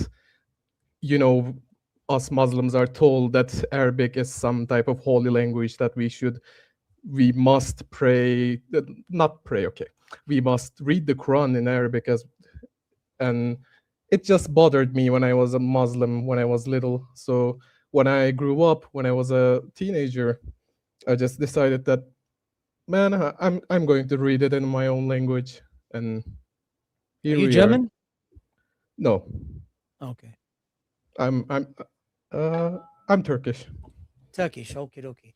Yeah. So you agree then that when I do these topics, this is not me attacking, just me proving, showing, exposing, correct? I'm not doing anything because this is what Islam has given us. So do you think we're doing a good thing or a bad thing by showing the people what Islam truly is? Well, you're doing great, but the thing is about the Islamic doctrines of taqiyya and what was the other one called? Kitna or something like that. So Kitman. Yeah, Kitman. Thank you. So Kitman is hiding materials of faith for Islam, and Taqiyya is lying for Islam. So they allow that. It is one of their doctrines. So you exposing it is against those doctrines. That's right. Can I just say this just for the people? There's not only, for those that don't know, there's not only taqiyya. Taqiyya is lying. I'm going to tell you guys the different ways to lie in Islam. Taqiyya is a tactical deceit for spreading Islam. Kitman is deceit by omission. And by deceit by omission. You also have tawriya, which is deceit by ambiguity. You've got taysir, that's not having to observe all the tenets of the Sharia. You've got durura, which is deceit to engage something haram or forbidden. You got muruna, which is a temporary suspension of the Sharia to make Muslims appear moderate. So there's many different ways. Apparently, if you actually Google it, you can also see that dawah is another form of lying in Islam. Doing dawah is a form of lying in Islam. So when we talk about these Muslims, just remember, they allowed to lie to us. They're allowed to say these things because Allah said it's okay. What else did you want to add, my man? I wanted to talk about what the other brother talking before me said about the, relaxed Muslims. The thing, to be honest, it bothers me more than like those type of cultural Muslims that doesn't even know their religion bothers me more than strict and faithful Muslims, because at least they accept the ambiguity and the evil religion, and they know how evil it is and still accept it. But those who are ignorant and those still say that, those type of Muslims in the West, oh, Islam is the feminist religion. Those type of people bother me more than those beastie Muslims that accept their faith fully. They bother me more. Let me just say this to the agent, to Dawn. I have the video. Thank you so much. I have the video of Ali Dawah. Thank you. So let me continue, my man. Would you want to add anything else? No, thank you for letting me talk. And you good, my man. You God bless you. You stay safe. God bless. All righty. So I'll get to that video in a second, guys, with the Ali Dawah. I'm just going to show you guys another one. And now we're going to look at a Muslim woman, a Muslima, and she is going to tell us how old Aisha was. This is how we learn, guys. This is how we learn. We learn from these people because, again, you, me, us, we don't have the answers. Because we don't have the answers, we need to rely on these people. We need to rely on these people because we don't have the answers. So let's go to the people then. Let's learn from these people. Where did the thing go? There you are. Okay, let me move that. Let's learn. I mean, look at her. Do you guys see anything wrong with her? Do you guys see anything wrong with her? Does she look like she tomorrow we're going to have to address what the makeup she got on. Let's see. Child marriage was normal in the past is not an argument to defend your prophet. So was burying people alive. So was trading women on slave markets. When Islam came, the Prophet prohibited all these things for the Sahaba. None of the Sahaba were allowed to marry a child. You can ask any scholar you want, they will approve this information. No Sahaba was married to a child. And now do you think the Prophet did it? Something which was clearly prohibited in Islam.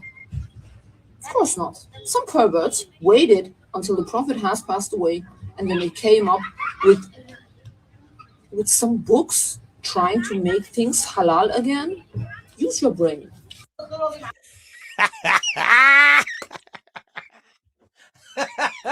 This should have been tomorrow, man. Did you? Okay, look at her.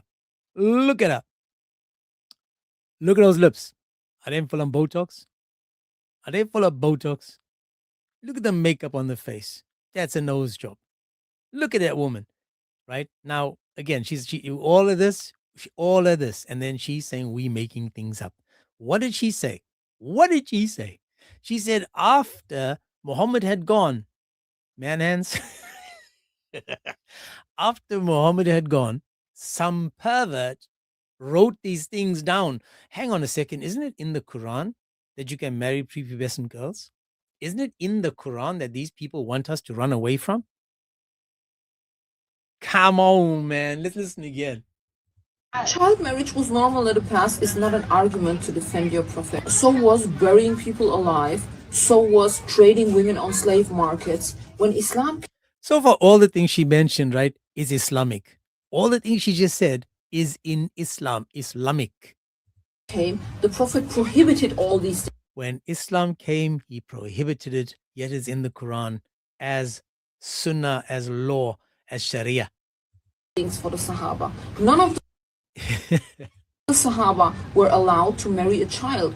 You can ask any scholar you want, they will approve this information. No Sahaba was married to a child. Wasn't Abu Bakr the one asking to marry, what's her name, Fatima? Wasn't Ali married to her? Didn't Muhammad ask another man? He says, who did you marry, man? Did you marry a grown woman or did you marry someone you can do the Olympic sport with? You can sport with her and she can sport with you. Again, Muhammad's like, why did you marry one of those women? Why did you marry one of them women when you can have a child to play with? And what did the man say? The man was like, man, I needed a woman to look after my children. I don't need another child. I don't want another child. I need a grown woman so that she can teach them. And now do you think the Prophet did it? Something which was clearly prohibited in Islam? Of course not. Some perverts. Now here we go. Some pervert waited. Some pervert. Listen to her now. She's calling this behavior and the people that condone it and do it perverts. So she just called Allah a pervert. And she called Muhammad a pervert. And she's asking for evidence of it. It's everywhere. Your Muhammad and your Allah said it's okay. Look at those lips. You know, if you licked those lips and you stuck it to a window, man, she'd be stuck there. She's like a suction cup. Waited until the Prophet has passed away, and then they came up with some books trying to make things halal again. She finds the whole idea disgusting. She finds the entire thing evil and disgusting. That's why she said what she said. Because she doesn't agree with it. She finds it to be so sick and awful that she's calling them perverts. She's clearly not happy with it. Definitely not a fan of this type of behavior. Flipping no sent me a clown's face. God bless. Do you see why it more impact? More impact listening to these people. Now we're going to listen to an absolute you can do this in the Quran. An absolute crazy dude, right? I mean, he goes by the name. In the Quran. Goes by the name of God Logic. Goes by the name of God Logic, and there's a guy that's going to refute him. There's a guy going to refute him. That's right. If you've never heard my man Avery get refuted before, this dude is going to refute him now. Right? Let's watch this again. As I say, man, we do this. We just repeat what we have, and we let the Muslim give us the truth about it. Right? The Muslims, they got the truth, man. Let's listen to the truth. It teaches that you can marry, divorce, and sleep with little girls. That's chapter 65, verse 4. It talks about how when you're divorcing your women, they have a waiting period. It's called the iddah, to make sure that she's not pregnant so that she can move on to the next man. The older women who don't menstruate, it's like 3 months. For the child, for the girls, it says, and for the young, the ones who have not menstruated, it says they have the same waiting period because you don't know if they might be pregnant. So he said that in chapter 65, verse 4, it says you can sleep with little girls. Blatant lie. He also said that it says for the young, another blatant lie. So for this topic, you actually don't start at divorce. You start at the topic of marriage. And Allah Ta'ala says in the Quran that you can only marry after puberty. This is very clearly delineated in chapter 4, verse 6, where Allah says, Hatta. Okay, so now he's giving us the verse where Allah is talking about that you can only marry them when they are mature. Look at the fourth word. Or the third word, take away the parenthesis. It's talking about orphans. Orphans. He says, test the orphans until they reach a marriageable age. Why? If you feel they are capable of judgment, return their wealth to them. It's talking about their inheritance, the money that they're going to get. It's not talking about that when you marry a woman, she needs to be, he's talking about return their wealth to them, because when they are of marriageable age, they are mature. They mature. Was Aisha mature? Is a child before their first menstruation a child or an adult? It says, and do not consume it wastefully and hastily before they grow up. Growing up means you're still a child. You haven't grown up. If a guardian is well off, they should not take compensation, but if the guardian is poor, let them take a reasonable provision. But we let him explain. I don't want to disturb him. He's going to cook Avery. Avery, you cooked, boy. Someone send us to Avery, man. You getting cooked, boy. إذا بلغوا النكاح, until they reach marriageable age. You can't marry kids. You have to marry women. So that's very clear in the Quran. You obviously skipped that. That wasn't interesting to you. Then, so you went right to Surah Talaq, where Allah is talking about divorce. And yes, you are correct that when a woman is divorced, she's supposed to wait 3 menstrual cycles before she remarries. The sentence in question is وَاللَّائِ لَمْ يَحِضْنَ, and those who don't marry. Now, when we say those who, you hear what he said? And those who don't marry. And those who don't marry. Look what he said. Not menstruate, marry. We're talking about divorce. We're talking about divorce and those who don't marry. Marry. Now, when you say those who, you have to look back in the sentence to see who is this referencing. And you find those women who. It's referring back earlier in the sentence to the word nisa'ikum, your women, not banatikum, not fatayatikum, not your young girls or little girls or anything like that. No, your women. You obviously skipped that as well. And I know what you're going to talk about. You're going to say, well, why is it the case that when you go into the tafsir or the commentary on this? But notice what he did again. He hopped over the period, the menstruation. The lam nahid, no, I don't know you say properly. The girls that have not yet menstruated. He hopped over that. He hopped, skipped, and jumped over 65:4 when it says that these girls have not yet menstruated. He jumped over that. Now the question would be, well, why did he do that? Why did he jump over all of this? Because it says clearly that it's talking about ones lam yahidna, not received their menstruation. Lam yahidna, have not menstruated. He hopped, skipped, and jumped over all of this to try to make it make sense. This is how lying is okay in Islam. Lying, okay in Islam. He jumped, skipped, hopped right over that one. Verse, you find that they comment and say that it could apply to young women. It does not say it could. It says it does. It applies to women that have not young. It says young, talking about the young that have not yet menstruated. So he's lying and he's lying. So don't call Avery. It's okay. God logic. Just I got you, man. I got you, man. The reason for that is because that is a description, not a prescription. Let me clarify. Scholars look at the sentence that says those who don't menstruate and they hypothesize, who could this apply to? Obviously, number one is postmenopausal older women. So they have to wait 3 months because they don't have menses.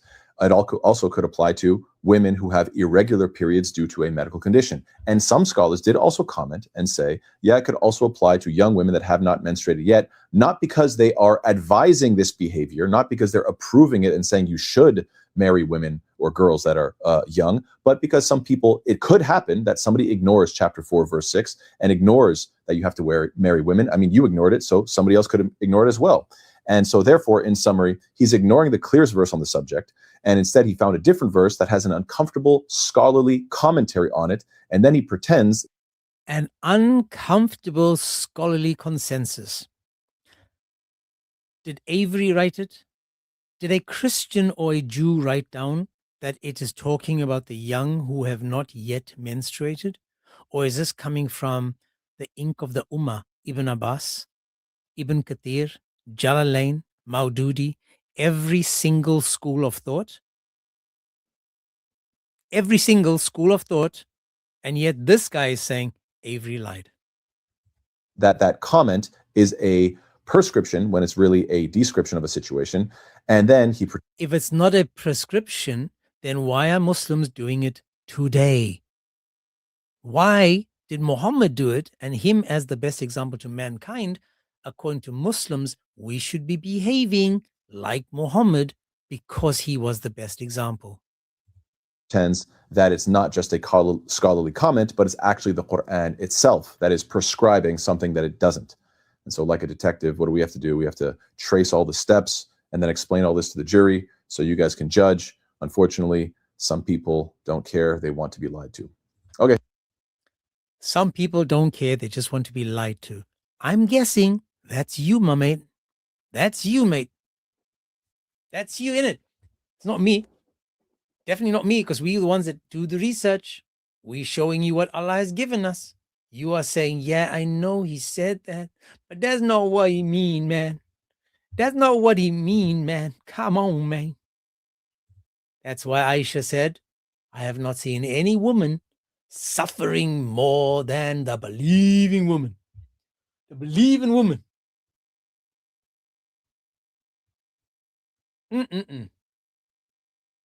I might, if I play a video that we watched yesterday, just forgive me, I can't remember all the videos we watched or we have, but I'm gonna show you one more. Well, there's more videos, and I'm gonna get to the Ali Dawah one, and then I want to find this guy called Zed, this imam, this sheikh called Zed, that tells you when he said, "Why are you upset with the fact that you can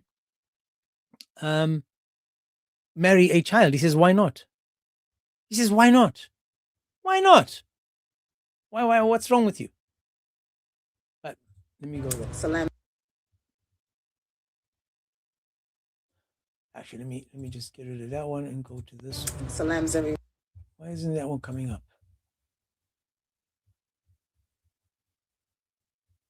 Whenever I'm arguing with a non-Muslim, their biggest argument is Prophet Muhammad marrying Aisha at a young age, and I try to explain them what present. Okay, let me. I'm arguing with a. Let me. So I'm just checking to see if it's the right video, because I tried to click on a video that came up with another one. It didn't show me what I wanted. Guys, if you're not following me on the YouTube, it is the Agents 007. Follow, subscribe. It costs you nothing to subscribe. All we do is show you why Islam is definitely not the religion of choice. Definitely to walk away from this, because this will only lead you to hell. Islam does not lead you to paradise and eternal salvation. Let's watch another guy make an excuse as to why people like me and you find this to be evil. Let's see. Please, my brother, explain it to us. Whenever I'm arguing with a non-Muslim, their biggest argument is Prophet Muhammad marrying Aisha at a young age. And I try to explain them what presentism is. And this video will help you explain them better. Muhammad married Aisha when she was 6 or 7 years old. Can you just explain that for us? I got you. Is that in the Quran? It's not. It says according to the Islamic tradition. It's not in the Quran. Listen to what Ibn Ketchup said. Ibn Footnote. Ibn Runaway. Ibn Zutman. This dude says, is it in the Quran? See what he's trying to do now? He's trying to make it sound weak. This Ibn Fibbin Footnote, who lied about being stabbed, who put ketchup on his clothes and lied about making a false police report, who ran away from Avery, who ran away from IP, David Wood, Sam Shimon. He put out a challenge, and then he runs from these people. This dude, maybe I should do a live on this Muppet. This dude is asking now, he's trying to de-escalate this whole thing by saying, is it in the Quran? Oh, so it's not. In other words, let's just see. It's not in the Quran. But again, God bless Banku. But again, what did he say? He said it's not in the Quran, but does it take away the fact that Muhammad married a child? No. So the same tradition that you're saying gives you faith that the Quran is true. Neither the Quran nor the Prophet Muhammad, peace be upon him, mention the age of Aisha. We do have some.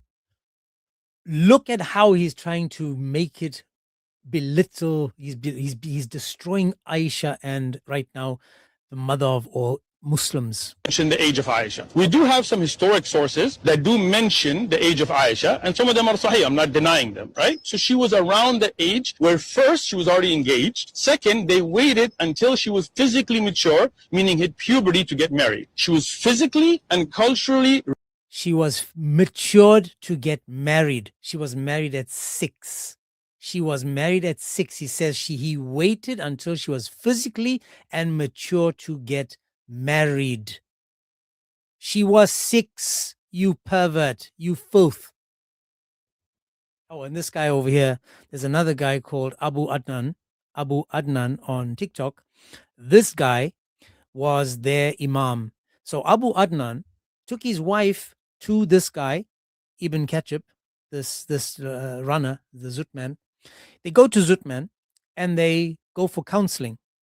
This Sheikh Ibn Zutman stole the guy's wife. He stole the guy's wife. The woman was married to Abu Adnan. He's from Lebanon. He stole his wife and she left Abu Adnan, moved in with this guy, married this guy while she was still married to Abu Adnan. Abu Adnan has been challenging this dude to debates. Now, this guy, Ibn Zutman, has been kicked out of San Diego, if I'm not mistaken, for beating his wife and pulling a bang bang on her. And apparently he had to leave and yada, yada, yada. So Zutman over here, or Uthran from God Logic, this guy is the one they go to now for dawah. Apparently, he's a doctor, no, he's a scholar of hadith. But Abu Adnan said he's a liar. He's got no formal education. He, like all these other people, he's Pakistani but pretends he's not, bought his certificate, and he's not really a true Muslim. And he's been challenged by Abu Adnan for a debate to see if he's a morally okay dude. That's just by the way. This liar, and the reason why he's called Ibn Footnote is when he was having a discussion with God Logic right at the start of Avery's, debating scenes, and right at the beginning before he became the greater than Allahu Akbar himself. Uthman gave him a piece of paper and said that the footnote was authentic, coming from the source. It was, I'm not sure it was a hadith, but he showed him a footnote and lied about the footnote, saying this is proving my case, but it was a footnote. That's why we call him Ibn Footnote, Ibn Ketchup, Uthran, Zutman, many names. Ready for marriage in the United States until 1890. Notice what he did. He ran to the USA. He ran to the USA. 90, the minimum age of marriage in Delaware was 7 years of age. What you're doing is called presentism, by judging it past by today's standards. Whenever I'm arguing with a non-Muslim, they're judging the past by today's standard, meaning that Muhammad is not the greatest for all time. He was only great back then, because today we would lock him up as a PDF because that's how he behaved. So presentism, if you're looking at today, that means Islam does not fit in today in 2026. It was only good enough for those sand dwellers, those people, pitch tent builders or tent people living in a desert. That's who it was for, because it doesn't fit in to our 2026. Meaning again that Islam was only for back then, and it does not have any place in today's society. This is why Aisha said, I've not seen any woman suffering as much as the believing woman. Why? Because the children, these females, the women again, are the ones that suffer the most. Suffer the most. Chris Oki, thank you, my man. God bless you. Thank you, my man. These people are evil and sick. Evil, sick. And what do? They appeal. They appeal to Muhammad. They try to go back to Muhammad. Oh, I wish I could be like Muhammad. He was the best example to mankind. Now, the question would be, well, then why? This is going to blow your mind. Oh, before that blows your mind, need some water. Need some water. If there's any Muslims that want to request, Muslims request. I'm showing you videos coming from your sources, you Muslims. I'm just asking the question. Am I was going to say, the agent of truth hit it on the head. Am I the worst of creatures for reading your Quran? Am I the worst of creatures for repeating what your Quran and Islam has given me? Why do you guys get upset with the fact that we are able to read from your Quran and repeat what we've got, but you guys say that we are evil? Is it evil then to read from your Quran? This is going to blow your mind. Child marriage in Islam has deep historical and religious roots. Let's explore. In Islamic history, child marriage is recorded in several texts, including the Quran. The Prophet Muhammad's marriage to Aisha is often cited. According to Sahih al-Bukhari, 5134, the Prophet married Aisha when she was 6 years old and consummated the marriage when she was 9. Another hadith, Sahih al-Bukhari, 5080, mentions the Prophet advising a companion to marry a young girl for mutual play and affection. These texts influence perspectives on marriage age within some Islamic communities. The Quran also touches on this. In Quran 65:4, it discusses the waiting period for divorce, including for those who haven't menstruated, implying young girls. Sahih al-Bukhari, 6130, also mentions the Prophet's marriage to Aisha, specifically narrated by Aisha.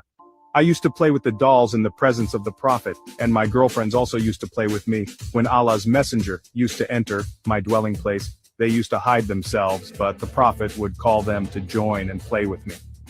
This clearly shows maturity of Aisha being that of a child's. Despite Muslim claims she was very mature for her age, yet she was playing with dolls. Stay informed. Stay informed. Stay informed. Stay informed. Why is it that the hadith is talking about when the guy married a grown woman after Muhammad asking him, why didn't you marry a child, man? What's wrong with you? Doesn't that show you that Muhammad was thinking like a pervert? Doesn't it show you that Muhammad was trying to make others join him in this filth? Why did you marry a grown woman when you can marry a child? What's wrong with you, man? What's wrong with you?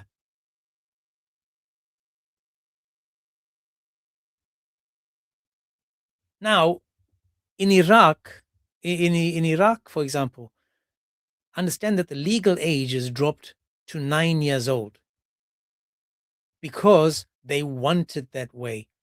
They want to keep it that way. They don't mind, they don't care, because they are the ones benefiting from it. You've got even a guy called Circle Coward who agreed to this child marriage. You've got Lesbiano, Duck Lips, agreed to child marriage. And then he goes to Canada, he's talking to David in Canada, and he's like, no, we don't have child marriage in our religion. They lie to you on one platform and then lie again on another platform because they know it's evil. They know it's evil and sick, but they can't help themselves. They can't because it's sick. But this is Islam. This is Islam. If there's any Muslim that wants to come up and make it make sense, any Muslim, because again, if any of you are okay with this, become a Muslim. Become a Muslim today, because hang on, why not? Why not? Now we're going to go to another guy called Ali Dawa, and I want to see what Ali Dawa had to say regarding. Let me just find it there.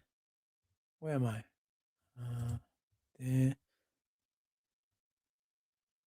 Agent of Truth, is that? Yes, that's it. Okay. Okay, so let me just, man, so many things to do. Let me move that. There we are. Let me move that. There we are. Now, this guy and I had a conversation in London, and he said to me, it was back and forth, and eventually he said to me, you stink of alcohol. Because he was losing the argument, so he said, you stink of alcohol. And I said, well, I'd rather stink of alcohol than stink of camel juice. And I used the PISS word. He lost his marbles. He got so angry with me, and I asked him, well, are you going to your hotel bride afterwards? This was last year.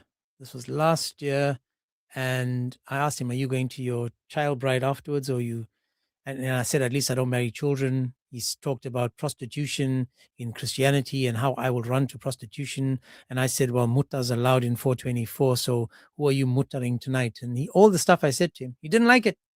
Didn't like it. That's the coward. Didn't like it. Anyway, let's listen to him now. In Islam, you ask me, would I allow my daughter to marry a 9-year-old? You know why not? You ask me, would I allow my daughter to get married at 9? I'm saying the analogy is wrong. Because our teachers teach us the woman has to be sexually, mentally, and physically ready. That means if my daughter, if my daughter wants to hold on, let me finish. If my daughter reached the age of menstruation at 9 years old, I would say you are ready. You are ready to get married. However, it's forbidden for me to do also. If she says, "Dad, I don't want to get married." No, but say she does. She wants to get right now. Okay, she's 9 years old, and if she says she's ready to get married, I will have to check that she's mentally ready, sexually and physically. Like she's ready. I'm going to remove the writing on the TikTok so you guys can actually see it. So you guys can see it again, because it's a lot going on. So I want you to actually see it. But notice that he's okay with it. And he said, "I will have to check to see if she's physically ready." He will have to check to see if she is physically ready. How do you check to see if someone is physically ready or not? How? How do you know she's able for it? How does the father or the guardian have to physically check to see if the child is ready for it?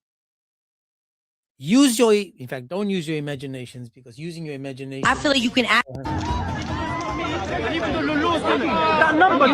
know in Islam, you ask me, would I allow my daughter to marry a 9-year-old? You know why not?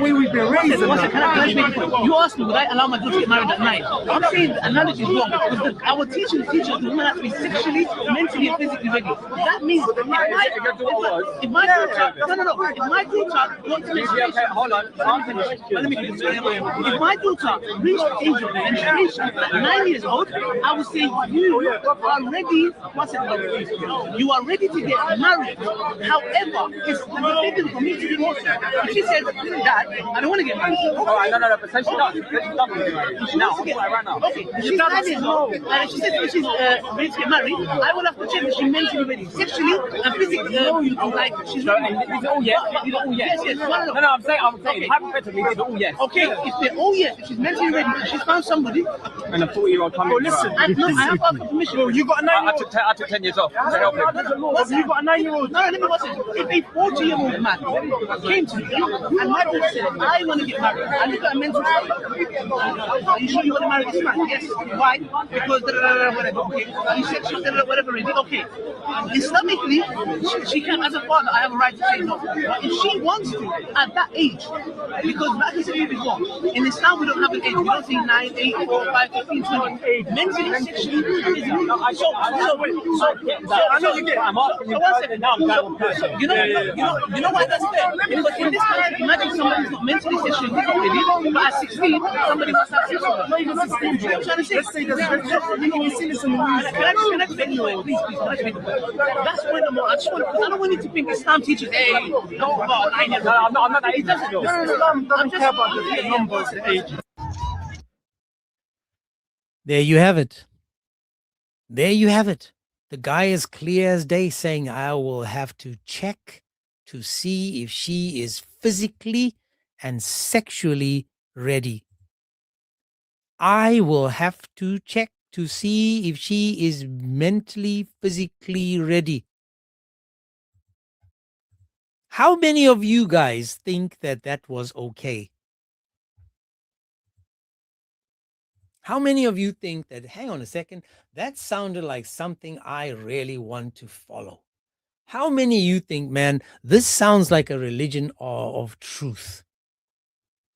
Seriously.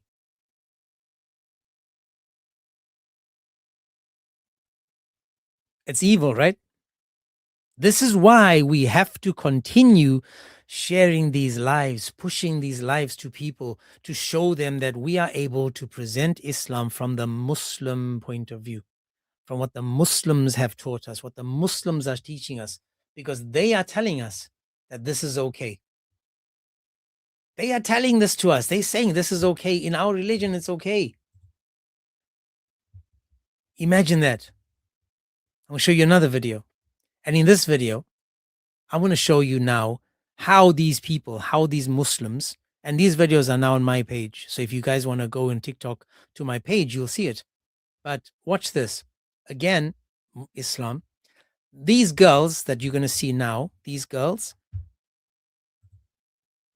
look at them and ask yourself, should these girls, these are 4-year-old girls, right? And the father of these girls is testing, he's testing these children, these daughters. He's teaching them that when a man comes by, they need to cover. They need to cover themselves. Why are they taught to cover themselves at this age, at 4 years old? Why are they taught to cover? ها لا تسترجع غرادات مخونا باتكو سري رغلو مخونا باتكو سري رغلو باتكو سري رغلو بس هناكو نشتا سري بس هناكو بس that's it. He's basically saying to these girls, there's a man coming, what must you do?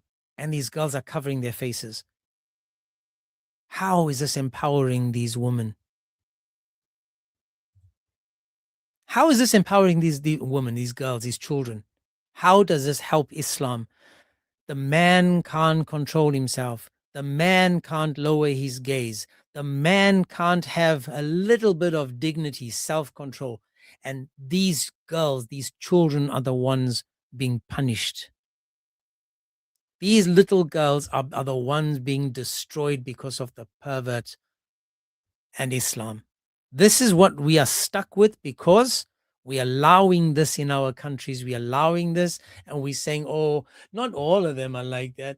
Oh, not all of them, you know. Not all of them. But what are we doing? What are we doing?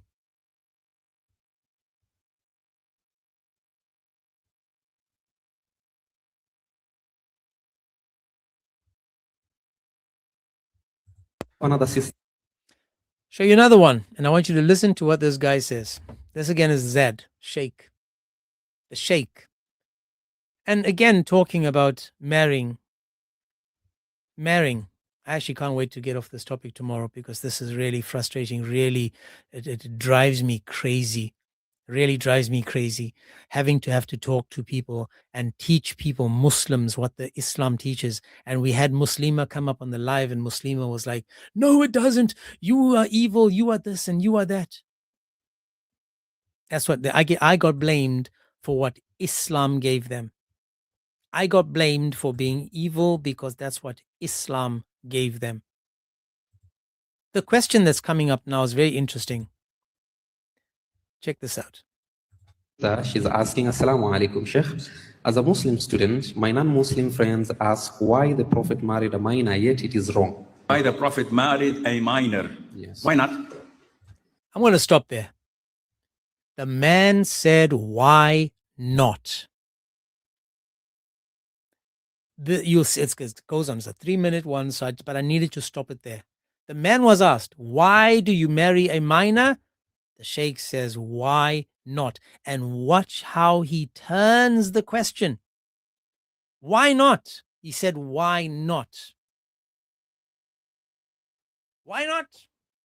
Why not? Come on, man. Why not?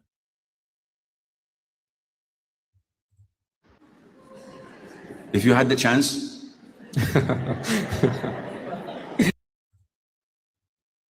Sorry, what did I just do? What'd I do?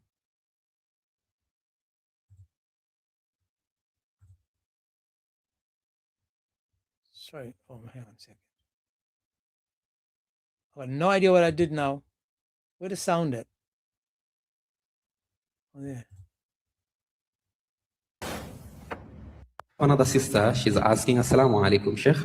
As a Muslim student, my non-Muslim friends ask why the Prophet married a minor, yet it is wrong. Why the Prophet married a minor? Yes. Why not?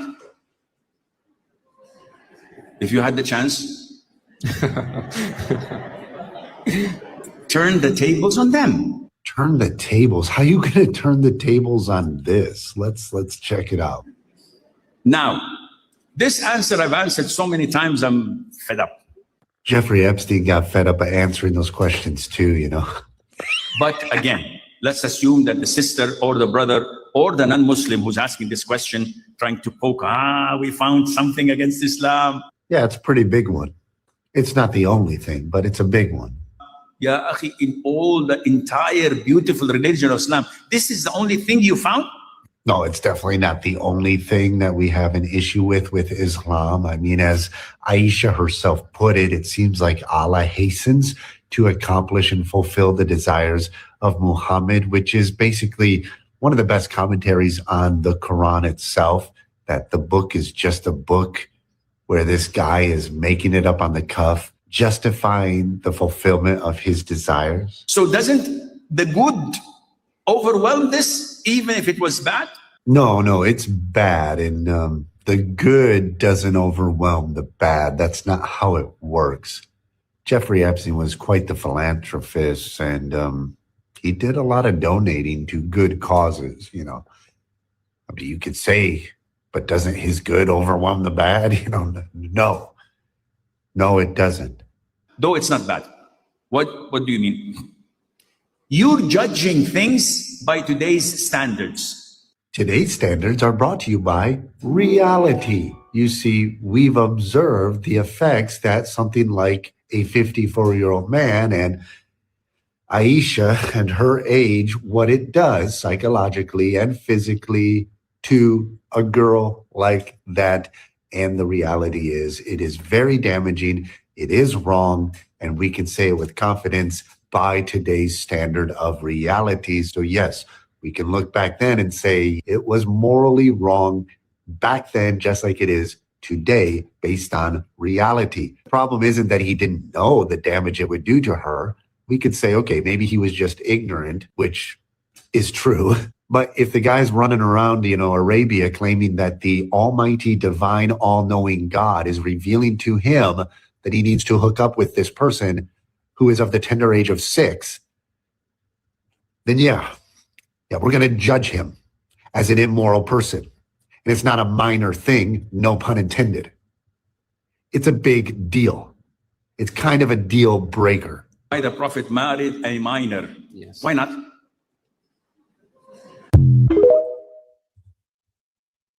Why not? You guys hate Islam. You guys are you making things up because Islam is a religion of peace. We gave freedom to the woman. You guys are just so hateful. You guys need to stop being so hateful. You just Islamophobes. You don't like us. You make things up. You're making things up because that's not true. That's not true. Nuh-uh. Nuh-uh. That's not true. Clearly Not true. Why would anyone go to Islam if this is how they behave and this is what they taught? For all you Muslims sitting in the background, quiet, paying attention, asking yourselves why, getting frustrated and angry, and thinking that I am making this up. The verses that refer to this behavior is Surah 434, tells you to strike your wife. She can be beaten because that's what Allah wants. In 424, Allah teaches it's okay to have fornication. It's okay to commit adultery. It's okay to have slaves. It's okay to have dingy slaves. Slaves you are having intercourse with. In 65:4 in the Quran is telling you that you can marry and penetrate prepubescent girls according to Islam. According to what we have, the religion of Islam, it's telling us that yes, you can. In those verses, do all these despicable evil things, and it's all done in the name of Allah. I am not making this up. It's in the Quran. Now, the girls that came on the live the other day, the Swedish girls, remember what they said? The men said, don't ask any questions. Just believe. Just go on and be a Muslim, but don't ask questions, because if you ask questions according to the Quran, then you will leave Islam. That's what the Quran teaches. Those in the past that asked questions ended up leaving Islam.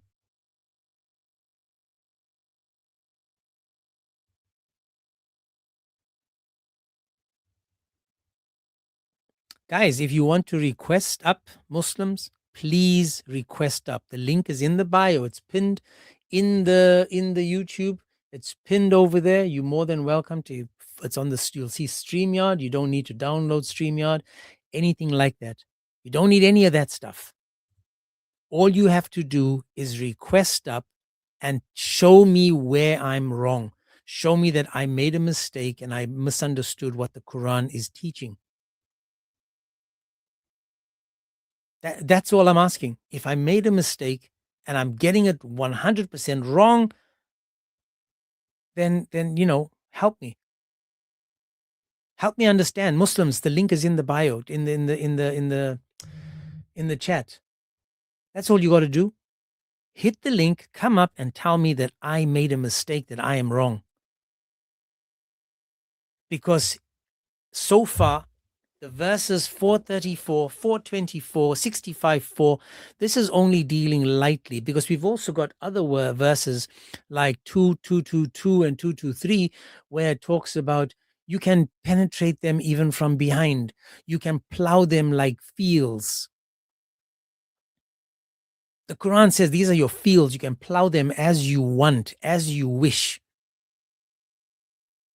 This is what the Quran is teaching. I'm giving you verses. We're showing you what the scholars are teaching, what the scholars are saying. I'm not making this up. I said to you, one of the hadiths that really got my blood boiling is Sunan Abi Dawood 3922, 3922, where it tells you that a woman that doesn't give birth is worse than a mat in the house. It says the mat in the house is better than a woman that doesn't give birth. Imagine that. Now we're going to go to Pikachu. Daniel, Pikachu. Daniel, run from you. Daniel, who said that when he talked to IP Mike, said you can penetrate a 3-year-old if she had her period. A 3-year-old. That's right. Me that said it. Me that said it. Let's listen to the man, the legend. Let's see how wise he truly is. Clearly a misyar marriage. It was some kind of misyar marriage. You agreed to be a second wife. Clearly you're getting a lot out of it. Why would a celebrity want to marry you, who is a divorcee with a child, and you're in your 30s? Okay, so you're not, if it were some like 16-year-old, 17-year-old virgin, that's a different situation, or that's something where your marriageability or your marital value on the marriage marketplace is much higher if you're a 17-year-old, 18-year-old, 19-year-old virgin. This is your first marriage. But no, you're divorced. And women hate to acknowledge this reality, but it's true. You are divorced, you're in your 30s, and it doesn't matter what other qualities that you have. Like, this is a fact. So his marriage ability or his value on the marriage marketplace is much, much higher than yours. That's a fact. He agrees to marry you, and it doesn't work out. Where's the scandal? Where is the terrible crime that has been committed? Clearly a misyar marriage. Notice, ladies, I apologize. According to this dude, you lose your value the older you get. You lose your value the older you get, but the man is like a fine wine. So what do the men do? They go for 16-year-olds. What did he say? He could have taken 18, but the guy chose to go even further down, 16. The same guy that talked about penetrating a 3-year-old. Let's listen to the first part again. Listen to this. Marriage. It was some kind of misyar marriage. You agreed to be a second wife.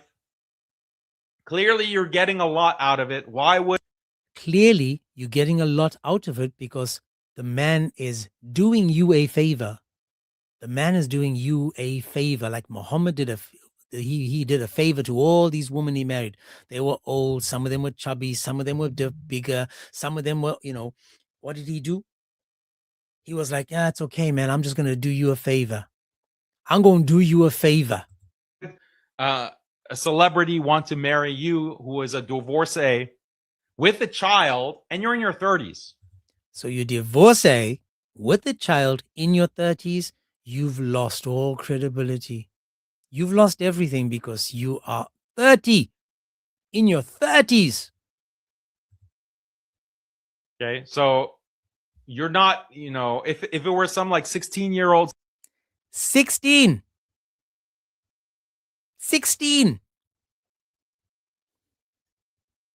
He picks on the 16-year-old. 17-year-old virgin. And a virgin. So that's where the value is, a 16, 17-year-old virgin. But you got to get them young, maybe like 6. Marry them at 6. Put the ring on it. And then try and try and try until she's able for it. And if she does not able for it, at 9, you just go for it. This is Islam. This is one of the highest, the scholars of Islam. He's got millions of views. Millions of people subscribe to his rubbish. Believe everything that comes out of his gob. Everything that dude says, they believe because he said it. Just like Ali Dawah and Mimi Hijab.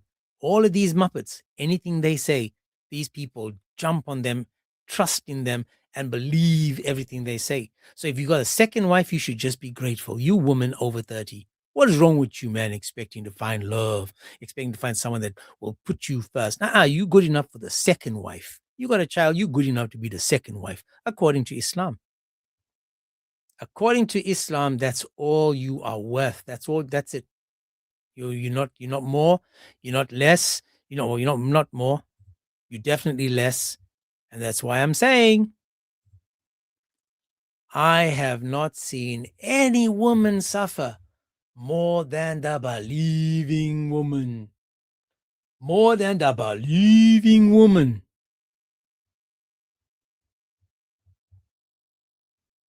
You can't make this up.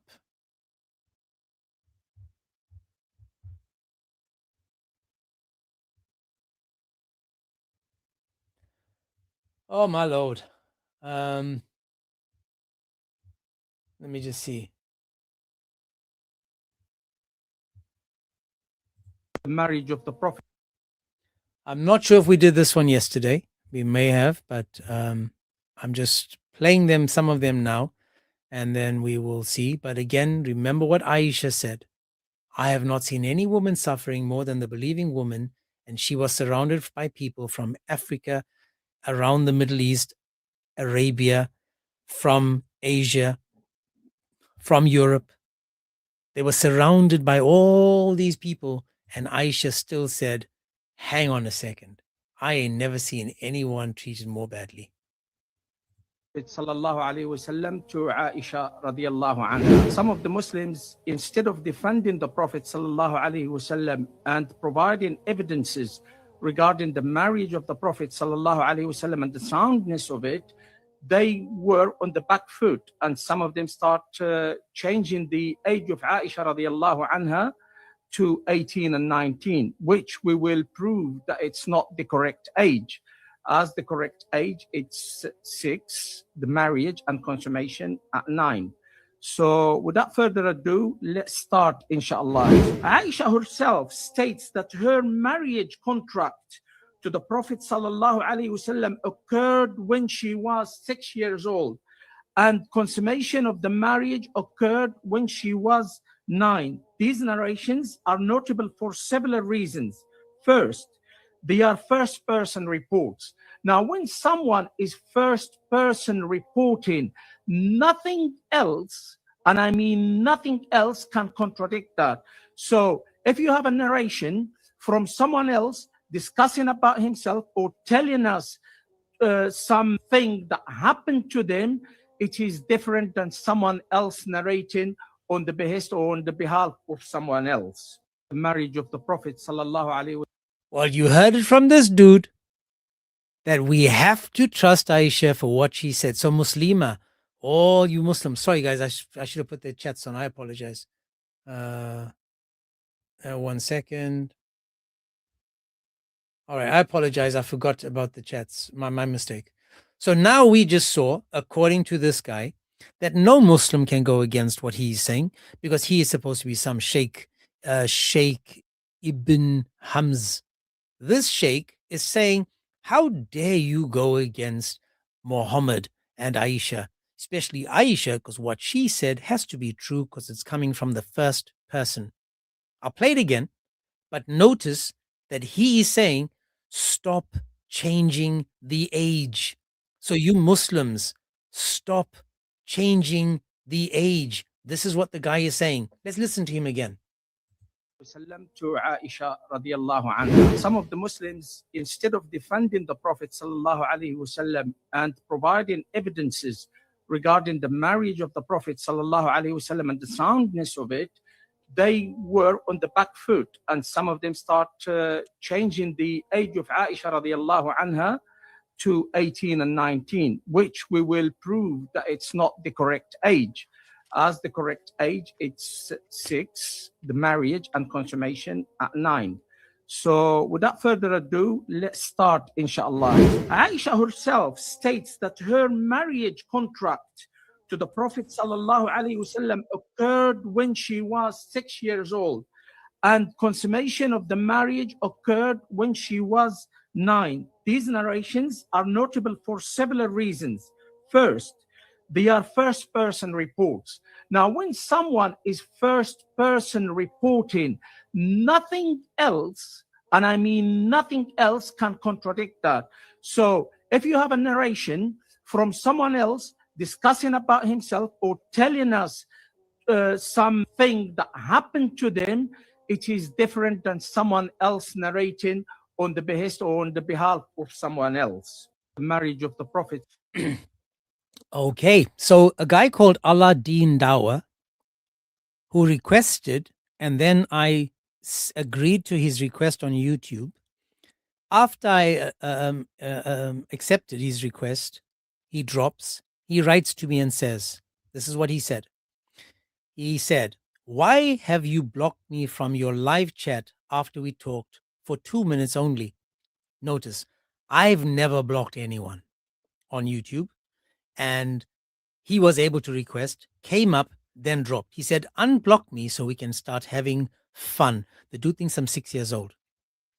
You are still talking about what you call child marriage and second wife, etc. So childish, grow up. How old is the child? If I'm so childish, how old do you suppose I am? How old is the child? He says, why have you blocked me from your live chat after we talked for 2 minutes only? Unblock me so we can start having fun. Well, he just repeated it. He wrote it twice. So again, he requested up. He dropped himself from the YouTube. And then he's asking me, why did I block him? He left the chat. I accepted him. So Ali Deen Dawa, you're more than welcome to request up and we can have the conversation. Right? You think that's childish?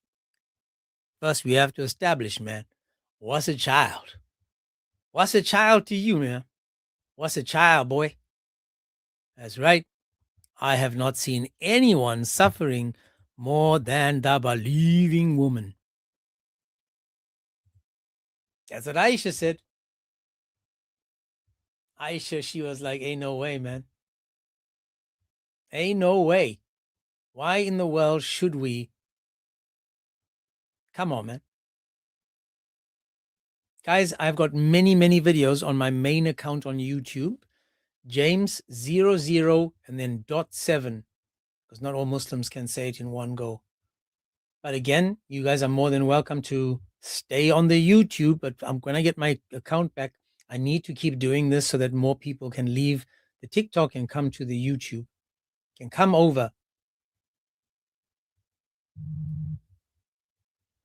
Let me play you another funny one.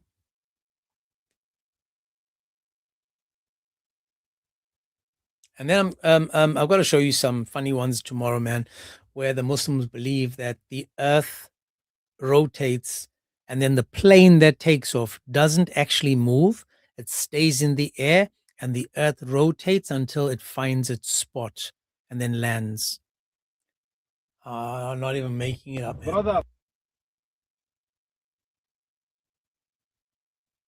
So this one is just another, it's a funny one, just to lighten up the mood a bit. But this again is, let me show it over there. It's very quick. It's 14 seconds. So you got to be sharp. Listen up. Isn't that your adopted son's ex-wife? It is by Allah's permission.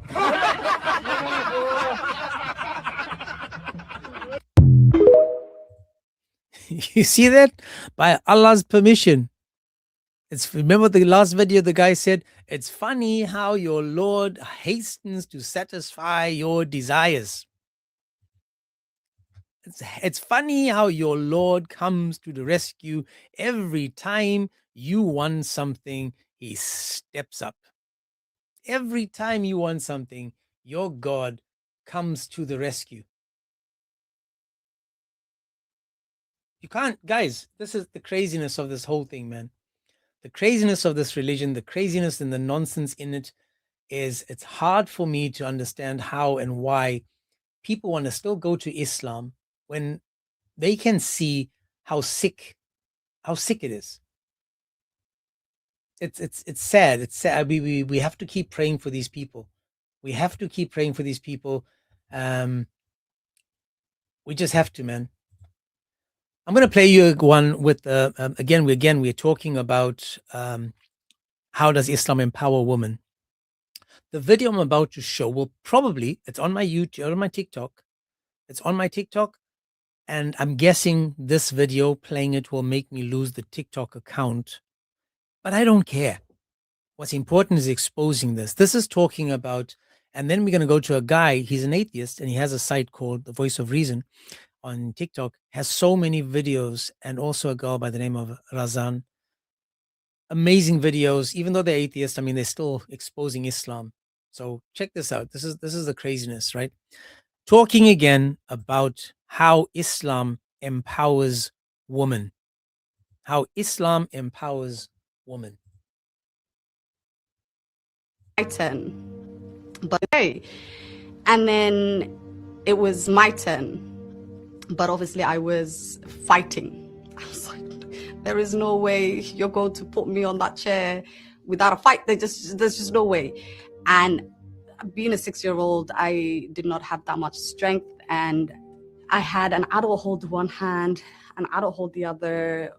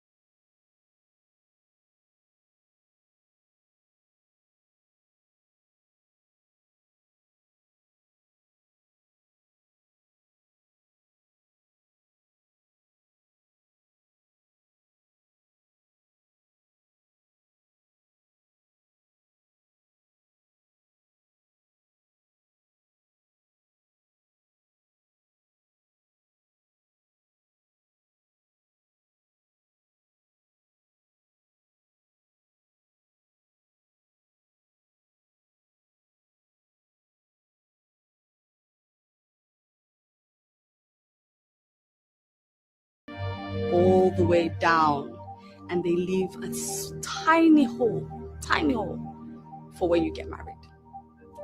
It's tiny. It's almost impossible to penetrate. Impossible. I didn't know how to react. I was fighting so much. After, when it came to the sewing, I stopped fighting because my body didn't know what to do. And they tied my legs together. And then it was my turn. Yeah. How does that make you feel?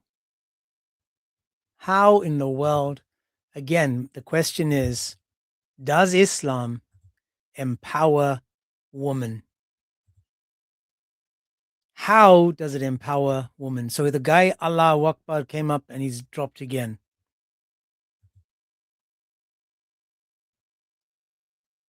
Do you see why it's so important for us to continue exposing this?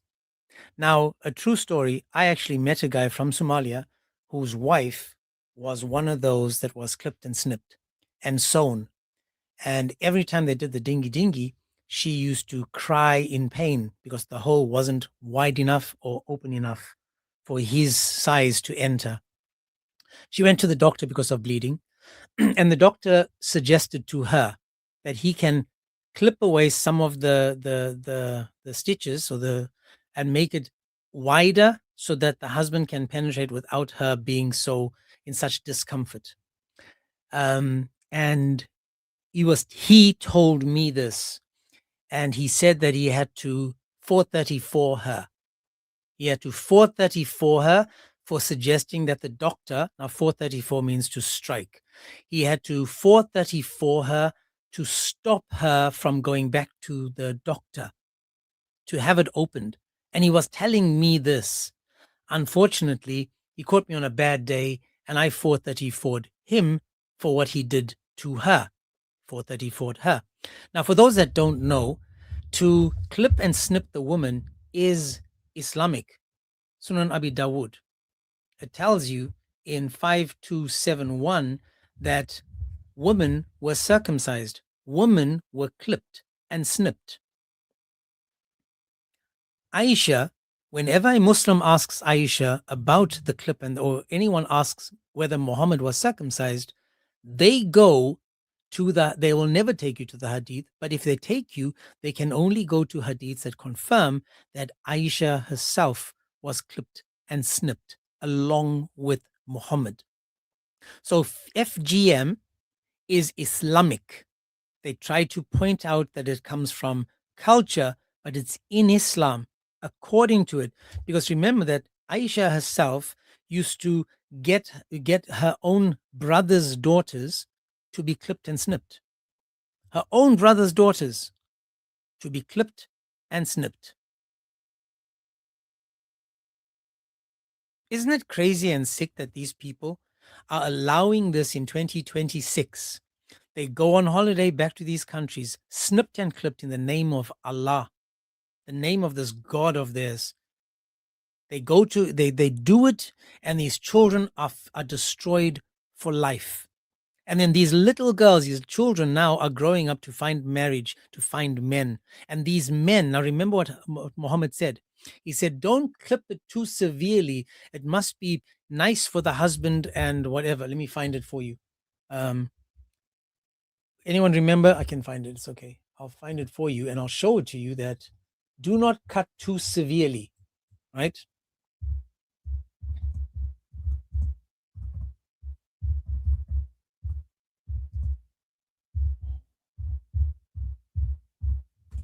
Let's see. And it comes straight up. Okay, watch this. I'm going to put it on the screen on the YouTube as well, because again, want you guys to see that nothing that we say is just coming from me, myself, and I. Now, let me see, where am I? There. Let me put on the YouTube, TikTok as well. Surprised that TikTok is still lasting. So let me just zoom out there a bit. There we go. So on the screen, you will see there's all the different hadiths, right? There's many hadiths now. And it goes on. It says, the Prophet said to the woman who used to perform circumcision on girls, right? It says, in Medina, do not cut severely, as it is better for a woman and more desirable to a husband. So the girl that we just spoke to, the girl that just spoke now, is talking about this. And guess what? It's okay. Now remember, this is Sahih. It's Sahih. The Prophet said to her, do not cut severely, as it is better for the woman and more desirable for a husband. More desirable for a husband. How sick and evil is this? Who's the one benefiting again in Islam? Who is the one benefiting? The man. Don't cut too severely. Evil, sick, disgusting. Evil, sick. For those on YouTube, Phil has just added on the YouTube where you can find the FGM on his site. On his site. Evil. The woman suffers because the man wants it. And you know, this whole day, since we've done this topic, I haven't actually gone through the hadiths about how these women suffer. But according to Islam, when a female is clipped and snipped, look what it says. It must be more desirable for a husband. I want to read you guys this message from this Allah Dawa Deen, whatever his name is. He says, unblock me from live chat box so I will join you. Your moderators Zara and LA block me as they do in all other channels. Speak will respect academically and with intellect, and I will join your live so you can cook me. I post here because I'm blocked in your live chat box. You said something question. Who is sick? The God of the Bible who killed innocent. Jesus is barbaric, way on the cross against his will in the name of love and cursed him. Or Allah who saves innocent Jesus from crime of the cross in a lot of rubbish. A lot of rubbish. Stay blocked. Thank you, Zara. Thank you, LA. Stay blocked, you pagan. Stay in the chats, you filth. Stay down. Don't need you up here. Do you guys see? Do not cut severely. Because who is the one that's going to benefit? The man. Islam, a religion for man, by man.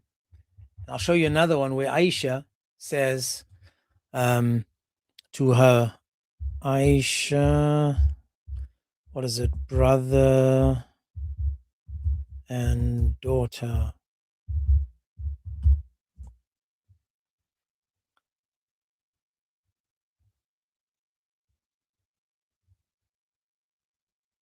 There we go. So again, another hadith. This is Aisha. Let me just see if there's another one. There.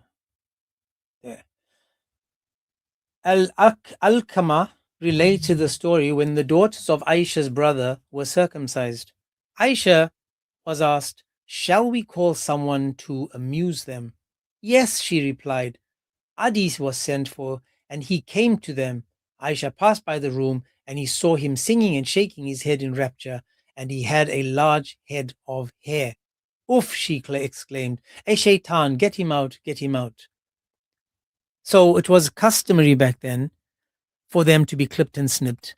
It happened to Aisha. Little girl Aisha was clipped and snipped, and we can see that it says that when she was clipped and snipped, it says that her and Muhammad used to do what? The ghusl. That's what Aisha said. I'll show you guys. And I'm doing on screen so you guys can see it because the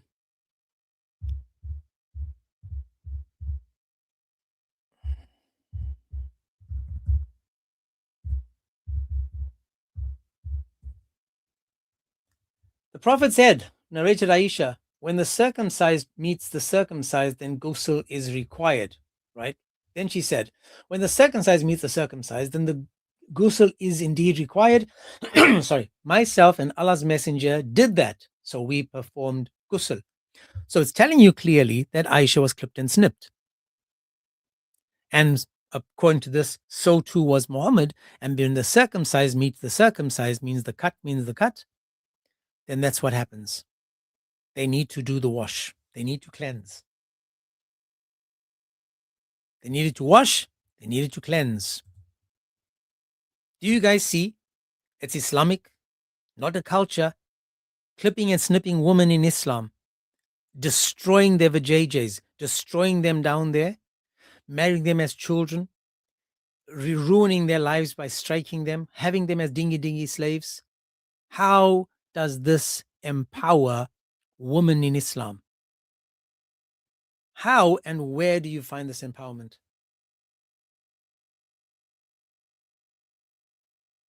Now, I don't know exactly when this happens, but from people that we know that have been sent down, like you know, there's many of these people that have come with their stories now, have explained that they were sent back on holiday. Oh, we were taken on holiday. Oh, we went there, and guess what? As soon as we got there, then we were held down and clipped and cut and yada yada. Isn't it awful? And yet we're supposed to be the ones going, hang on a second, this religion is doing so well for the Muslim woman. This religion is definitely for the Muslim woman. Sounds like it, doesn't it? Is this a religion you definitely, I told you, I'm ready to take your shahadas. I'll give you your shahadas, guys. You want to come up and take your shahada? You find this religion to be the bestest in the Westest? And I'll show you guys what Duck Lips, or the Duck Lips says. Muslim is going to explain to us why in Islam a Muslim rapist is better than non-Muslims. A Muslim rapist, according to Islam, according to these Muslims, is better than a non-Muslim. This is the beauty of having these recordings. I'm just showing you what these people say. This is what they say. Not me. Listen to this.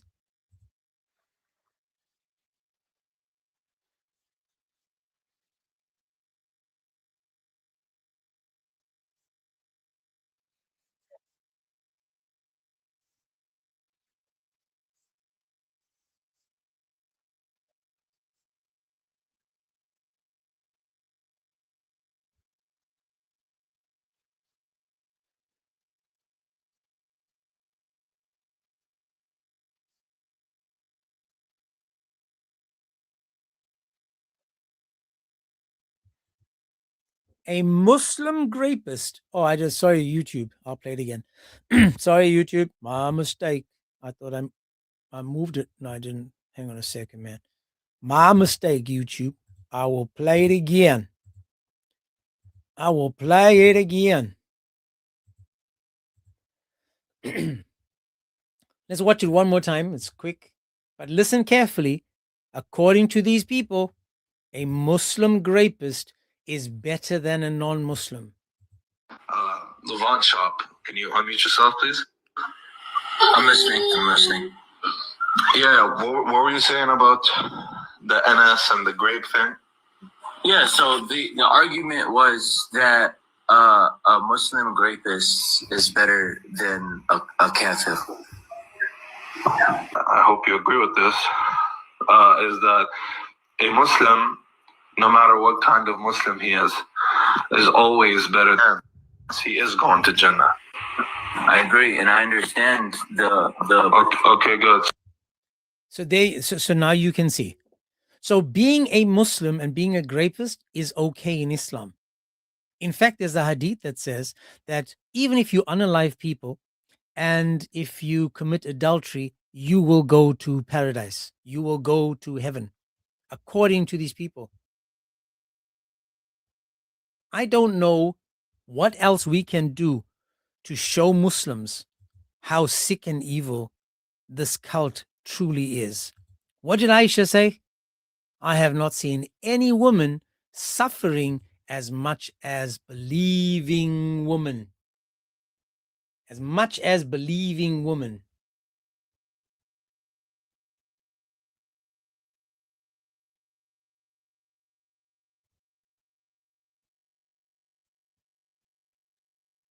I don't know, man. Again, if there's any Muslim that thinks I am making anything up, you're more than welcome to request. More than welcome to request.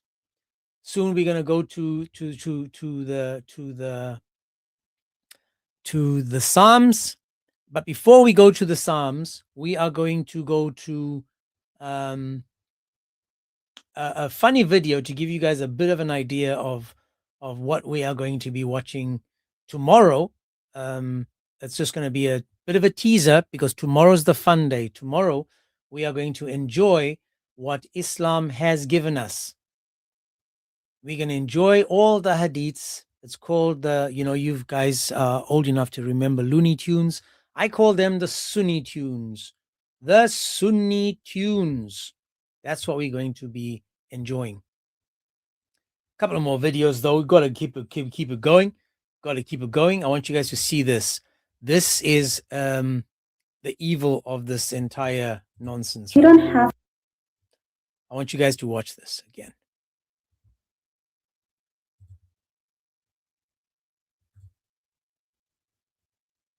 To be an apologist to realize that there's something troubling and deeply wrong with Islam. Take a look at this video.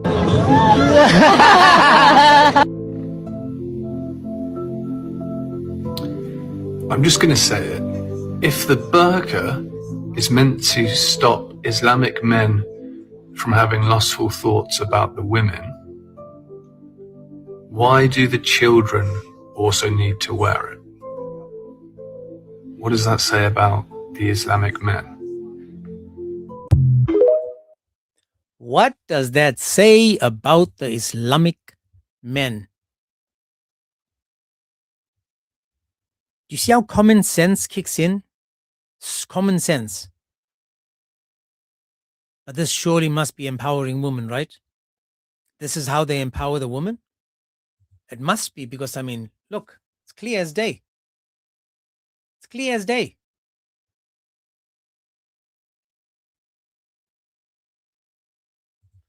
How? Another speaker's corner video. Another speaker's corner video. Right? The guy asked the question I've been asking all day. He's asking the question, how does Islam, or how does this book respect women? How does it empower these women? Does this book respect women? Okay, let me tell you something. How all the humanity actually, not only women, all the humanity. This is what I'm trying to say. Stay on women. Stay on women, please. How does this book respect women? This book, you cannot say that. Can you please get to the answer? How does this respect women? But still, Speaking too much. Still, you are not respecting to me. Okay, you are always tapping to me. You're making. Dear friend, will you ever answer the question or not? How does this book respect women? Simple question. This is wait. This is 600 pages book, and you are waiting. When you are stopping me, you are waiting me to answer a huge question. Okay, you haven't even started. A lot of examples. Yeah, please. Okay, give me one. Give me one. Let's start somewhere. Okay. Let me give you. First of all, in Quran, you cannot separate a human as a for all, like as a, how can I say that, as a soul. Okay, human and man, all people, man and woman, or man and woman. You can't. Yeah, you cannot, because you are mu'min. You are not respectful, really. I mean, what are you saying? It is what really. Are you saying? I mean, you're really manipulating, and you're. Who I am manipulating? I asked a question. For 5 minutes, I'm repeating the same question. I am manipulating. I will not continue, because when I explain something, you are like this. Because I'd really like to find an answer. I mean, Does you should be my dear friend, respectful towards a woman. Okay, Too much. first learn I this. respect. First learn this. Actually, you should read this. You should read this. Okay. I'll give you some specific points. I'll give you some specific points. When I'm trying I'll to give you. explain something, you are like, how can I explain something? Sure. You are not listening to me. Sure. That's really That's fine. irrespectful. That's fine. And you should learn from I this. apologize. Being respectful towards women. I will not continue to this conversation. You are continuing right now. Okay, that's fine. Maybe she will. Google. Okay, it is so. I mean, it should because it should. It will. You last, don't know. It will last. No, I know. I'm living. Why should I this go to Google? religion, Okay, you know? let me. And I'm sorry. I'll give you some points. Towards people, but then you are laughing towards people while speaking about my religion. This shows how you are irrespectful towards Islam and Muslim women. You should be respectful. I'll give you some. I will not continue. That's fine. So you think killing women because they didn't wear hijab is wonderful respect? Me laughing is disrespectful. God bless you. How? You can't make this up, man. You can't make this up. That's disrespectful what he just did there. Shame on you. Shame on you. What is wrong with you, man? Man, we're getting closer to the end. I'm gonna find we're nearly there. Unfortunately, the Muslims have been scarce today, and I understand why they but just we're gonna end up. We're still on the woman thing. We're gonna watch a funny one first. Thought about of course. And let's learn from Sheikh Zad. We're just gonna learn today. That's what I'm saying. Let's just learn from these people because, man, Islam is a gift. thought about having a second wife without my first wife knowing, but she found out and she left my house, went to her parents, and is now asking me to, let her go. And I'm trying to convince her that it was a mistake, and and I don't want it anymore, or something like that. What's the best course of action for me? Now she's asking for divorce. How can he convince her not to get a divorce and to come back and to believe him when he says that he will not do that again or attempt to do it again? This is, with all due respect, I'm like your father, huh? If you can't stand the heat, get out of the kitchen. You should not have attempted this from the first place. If you are not a man enough to get married to a second woman, don't even dream about it. Because I get a lot of men in your shoes complaining, what to do, Sheikh? If you did not weigh the pros and cons, you should not have attempted it in the very beginning. A man who wants to marry a second wife, whether in public or in secret, he has to be man enough to evaluate the situation if his first wife were to know.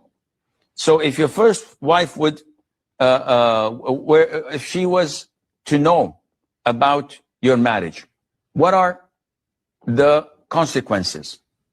What are the things that may happen? One, she may accept it and stay home quiet, which is 50-50. Most women are sensible. Yeah, they will be a little bit depressed, but they'll accept it as long as he's providing a house and he's paying the bills and he's half of the time there. He's showing compassion to his children and to her. So she's just losing him a day, every alternate day. To me, that's a good deal. She doesn't have to cook on that day. She doesn't have to wear new clothes or take care of herself. She could do her hobbies and whatever she wants. 50% of women are sensible. There are the other 50% that would, blow a fuse and they would go haywire. Now, if you know that this is an alternative and a choice, you should weigh the pros and cons. Meaning, if you are in real need to get married to a second wife, and this is well known for reasons this is not the time to disclose, in this case, you should bear in mind that if she wants a divorce, that you're ready to give it to her. Because it's her fault that you're looking for a second wife. Maybe she's not fulfilling your desires. 95%, this is the case. Thought about Notice what he said. maybe she's not fulfilling your desires, because only 50% of them, only 50% of them are the ones, it's not you, it's not her, it's not your fault, dude. Has to be her fault. Aladdin Dawa, you finally stayed on stage long enough. Are you there? I'm here. Am I coming clear? Very clear. Okay.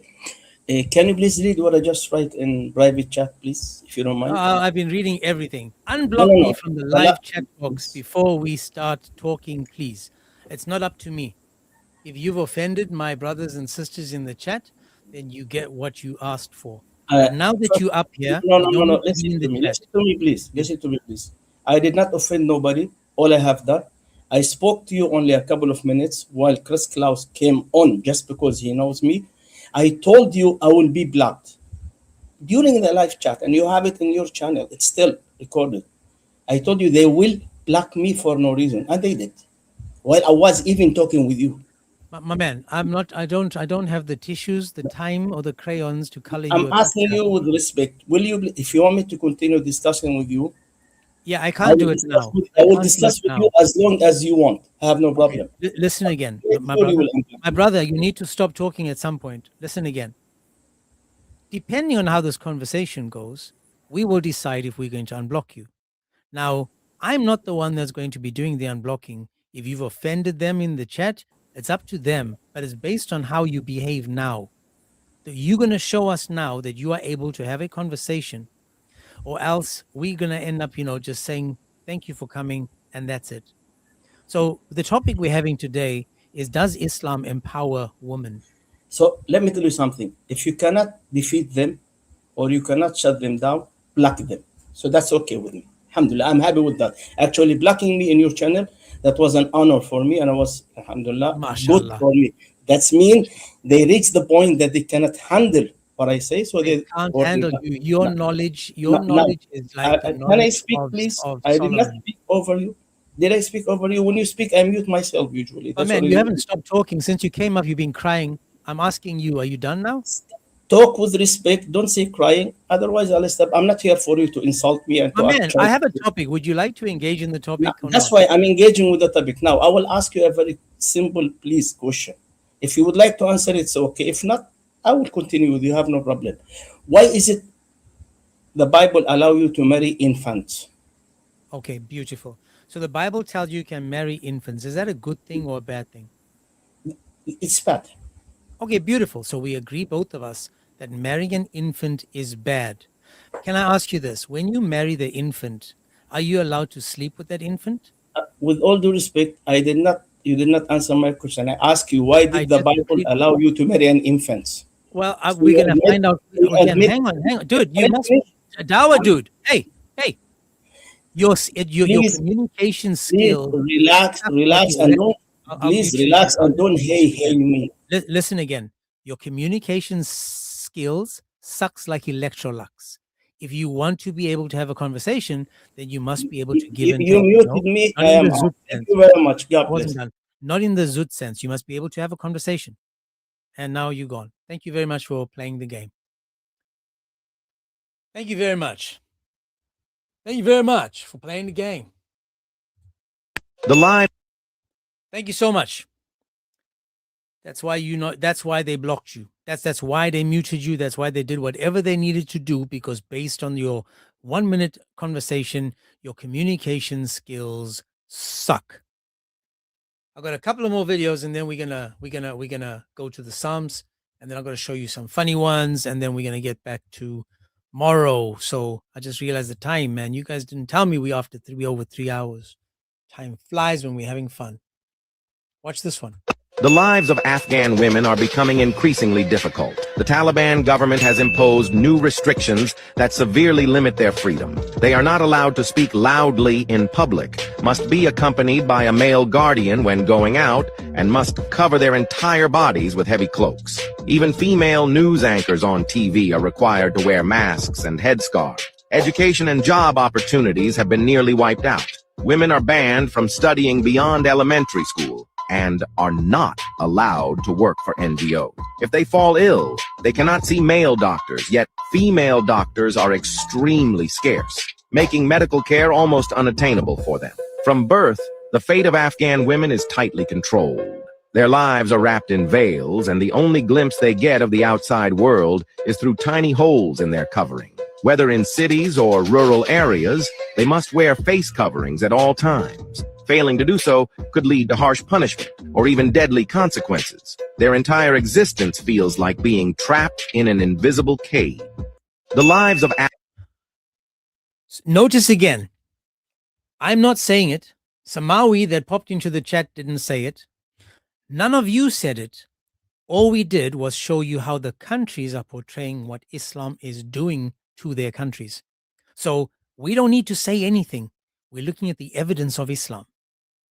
We're looking at the evidence of Islam where these women are covered from head to toe with a little opening between the openings. They're literally looking through these things. And that's the perspective of life. That's the perspective of life. That's all they have to offer. Again, notice these people, that's right, are victims of Islam. These women are the victims of this cult. They are the victims, and because they are victims, they are the ones being punished by the God of Islam. For what? For just being women. What did Aisha say?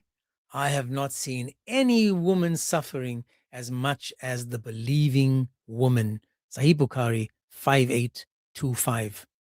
She has not seen anyone suffer more than those believing women. I'm going to give you another example of how brain dead these people are. I believe is at a it's a conversation, I think, in a town hall in the UK, where, if I'm not mistaken, I think this is the one. And again, I can go on and on. I just want you guys to see that for 3 hours, yesterday and today, me presenting videos of the world's look at Islam from Islamic sources, from countries that are Muslim. I don't need to change or make things up. All I have to do is present what Islam is today. Now listen to this, right? Listen to this woman and why you can see that her parents are first cousins and how sad it is, according to her, according to us, to be a Muslim. Notice and watch the conversation. I believe covering your face is part of dressing modestly to avoid attraction when you go out. So the danger is I might be attracted to you. Absolutely, absolutely. The reason there are so many scholars who do feel that the hands and the face do not need to be covered, but there are also scholars who say yes, that it should be covered. And I feel it should be covered because the most attractive part of anybody is the face. So is there a danger that males in the audience are attracted to every female in this studio's face who's here? Are they putting themselves in some kind of... Not necessarily every female face, but yeah, it could stir some sort of... Passions? Yes. Absolutely. Why would it not stir passions in a woman to see a man's face? Well, it's about the burqa, isn't it? And about the woman wearing a veil. Yeah. And it's about why women are wearing a veil. Yes, but I'm interested, if it's about equality, and you feel a sense of liberation, don't you? Why should men not be required to cover their faces too?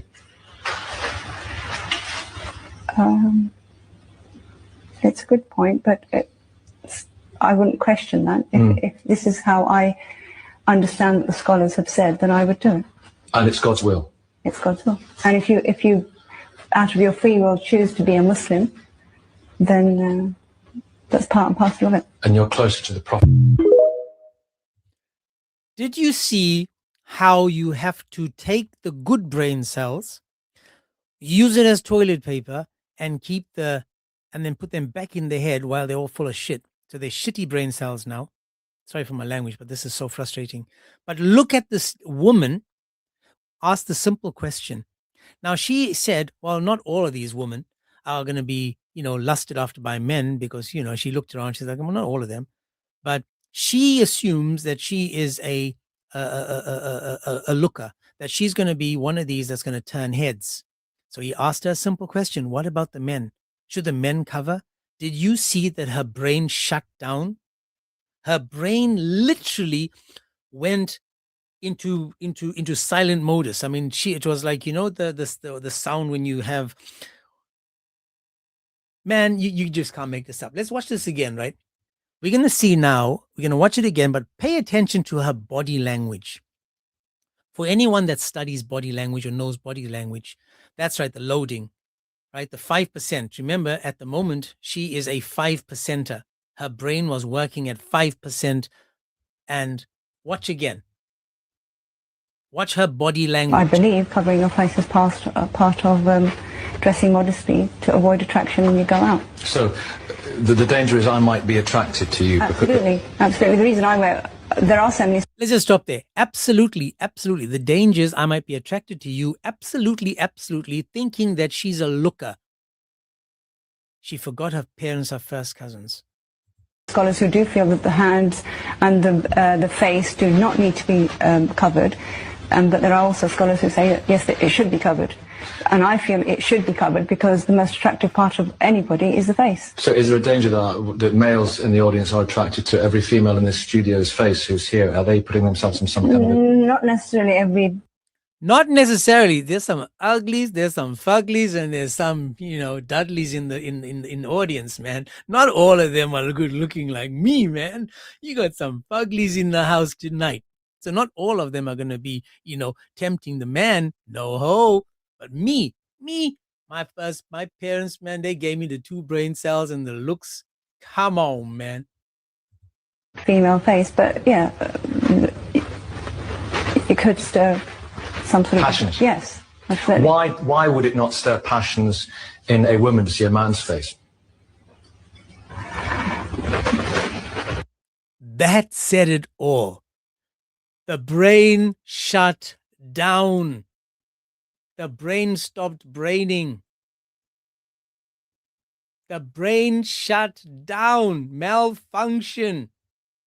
SOS. Help. I need somebody. Help. I'll take anybody. The brain stopped braining. Look at her body. Look at the eyes. She's like, reboot. Well, it's about the burqa, isn't it? And about, well... In a woman to see a man's face. But yeah,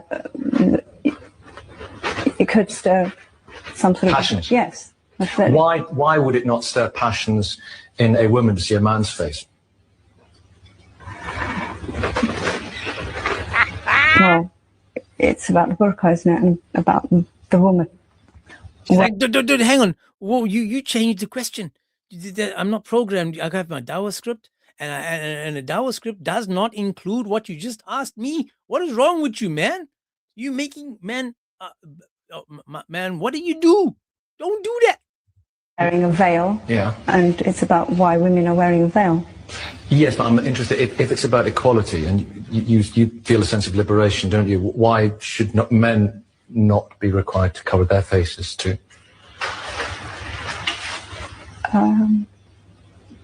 It's a good point, but I wouldn't question that. See that? I wouldn't question that, because in Islam, you're blind. You're not supposed to ask questions. In other words, the man can't look at her and be tempted by her, but she's walking around lusting after every man she sees because she can look at them. Man, this is what you call a boom shakalaka checkmate, because he knocked her out the park. That one simple question. That one simple question. But yeah, it could somebody is the face. So is there a danger that males in the audience are attracted to every female in this studio's face who's here? Are they putting themselves in some kind of... Not necessarily every female face, but yeah, it could stir some sort of... Passions. Yes. Why would it not stir passions in a woman to see a man's face? Well, it's about the burqa, isn't it? And about the woman. wearing a veil. Yeah. And it's about why women are wearing a veil. Yes, but I'm interested if it's about equality and you feel a sense of liberation, don't you? Why should not men not be required to cover their faces too?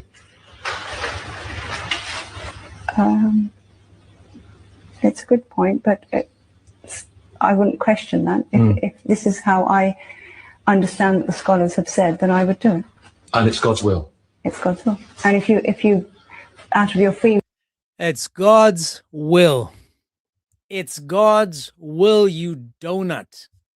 You donut. It's God's will.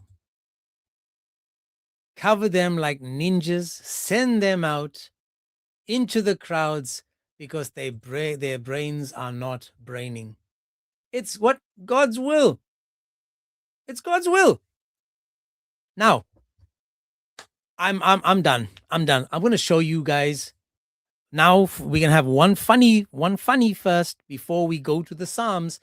Did you know that during Ramadan, Ramadan ding dong, did you know that Ramadan, Haramadan, did you know that the jinns are chained during Ramadan?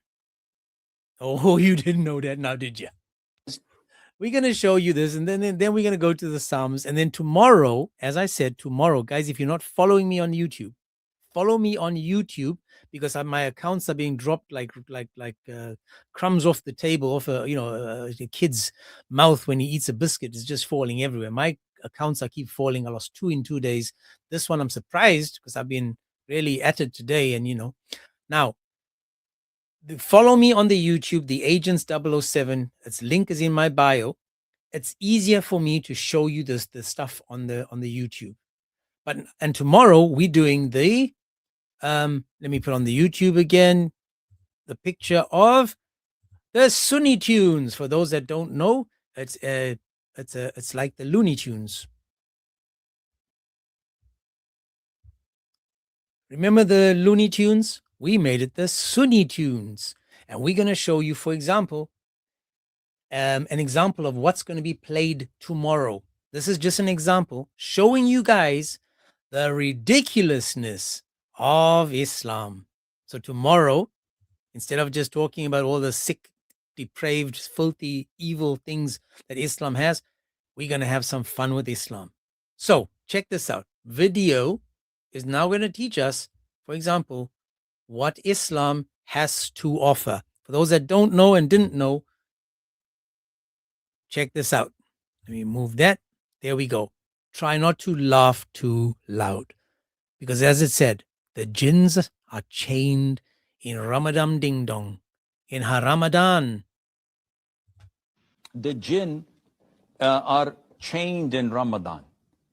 The hadith says the masters of the jinn and the devils are chained. And the hadith explains that and elaborates by saying, so that they cannot reach what they used to reach before Ramadan. So it refers to weakening their ability and lessening, making it less, their outreach. Not that they are totally not active or unable to lure people and deviate them. No, the small ones, the soldiers, the low ranking are still on the loose.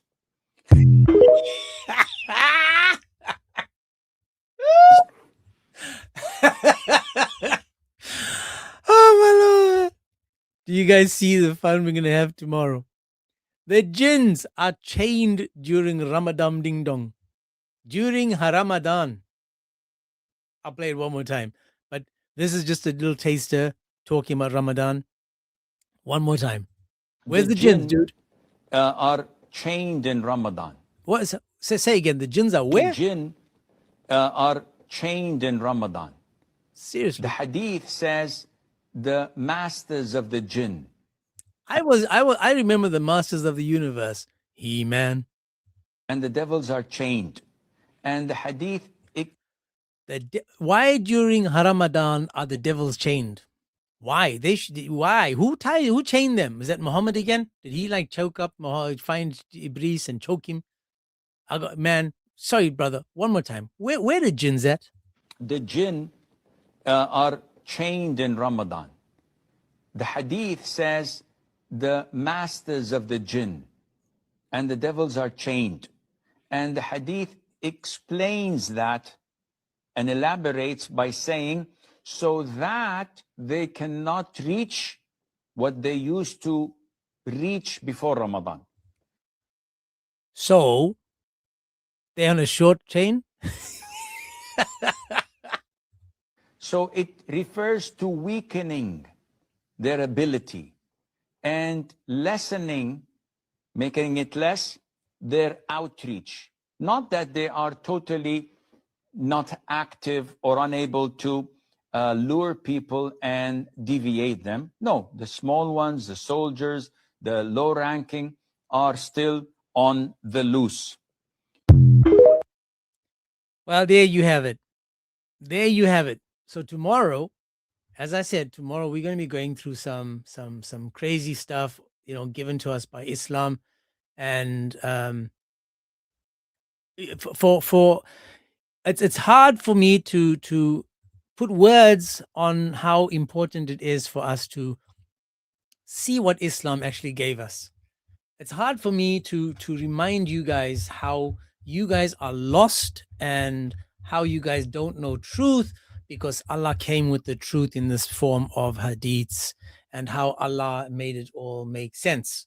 I'll give you guys one more, right? And then don't laugh too loud, because this is my starting one tomorrow. Last one, guys. Last one.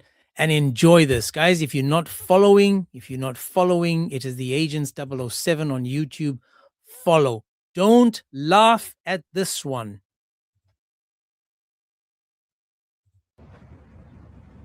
I was sitting once and I was half in the shade and half in the sun. So my teacher told me that I shouldn't do that. When I asked for the reason, he said, because this is where shaitan sits. So he's asking me, can you elaborate? Yeah, I can easily elaborate. This is what the Prophet told us, alayhi salatu wasalam.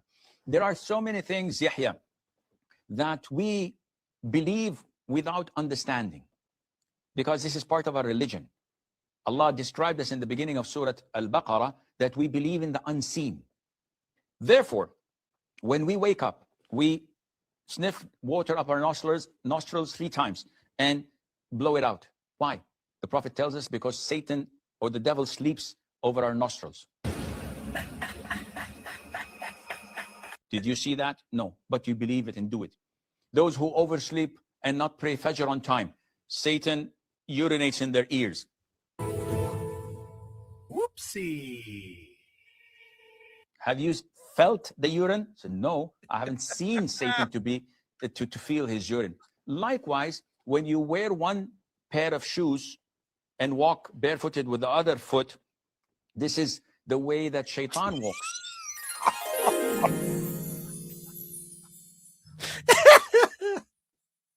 I haven't seen the shaitan, but the Prophet told me this and I believe in it. This is the dividing line between believers and disbelievers. So we believe when the Prophet tells us, do not sit in the middle of the shade where half of you is in shade and the other is the sun, because this is where shaitan sits. We say, sami'na wa ata'na. We hear and adhere and obey, because this is what the Prophet told us. And Allah. Don't mind if I join you?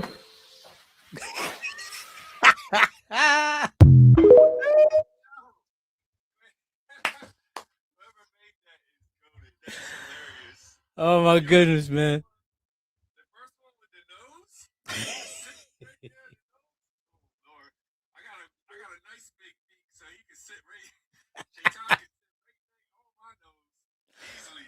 Oh my Lord. God bless you, my brother. God bless you.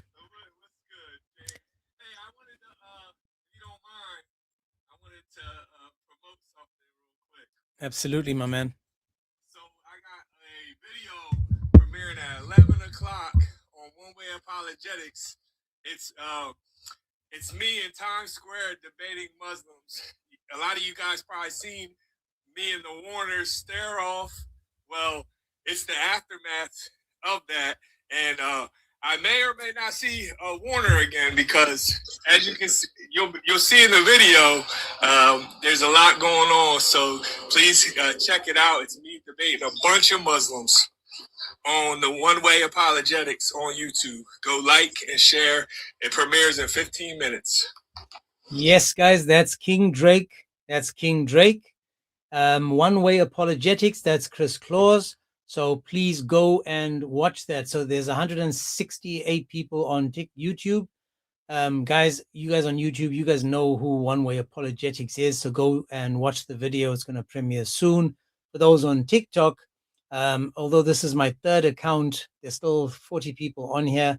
You guys as well, One Way Apologetics, go and watch it. And yeah, man, you know, I'll watch it as well. I can't wait to watch it, man. That's going to be some fun. Yes, it is. Yes, it is. Let's just say I was shaking in my boots to see the Warner again. Well, let's just share first. Hang on. For those that don't know, King Drake was actually having a stare down with this guy called the Warner. The guy said that he is willing to take it up the butty if he was allowed into the Illuminati to do dawah. He said he doesn't mind taking one, like getting zutted, just to get in there to spread dawah. He wasn't talking about spreading his cheeks. Same guy was called a druggie by Maliki the Sneak, and it's interesting, the whole thing. So for those that are not clued up on the whole drama, the dawah drama, you're going to have to go to One Way Apologetics and watch some of it. And King Drake, who is a big guy, he stood up to the 6'5" or 6'6". I'm not sure how big this guy is, probably 300 pounds, maybe more. But King Drake stood there flexing his biceps and called him out. He said, "Let's meet in the ring." But then, this coward then does the cutting the neck thing and wants to, take it further. So guys, go watch One Way Apologetics and Jai and DOC. They've done a good review on it. Meet me in the ring. Shirts coming soon. All right, James. I appreciate you, brother. I hope you have a great day, man. God bless you, my man. I'm excited about the premiere. All right, brother. God bless. God bless. God bless. Please, guys, go and watch it and support it. Please, we support each other. Don't forget that. We support each other. Right now, we are going to go to the Psalms.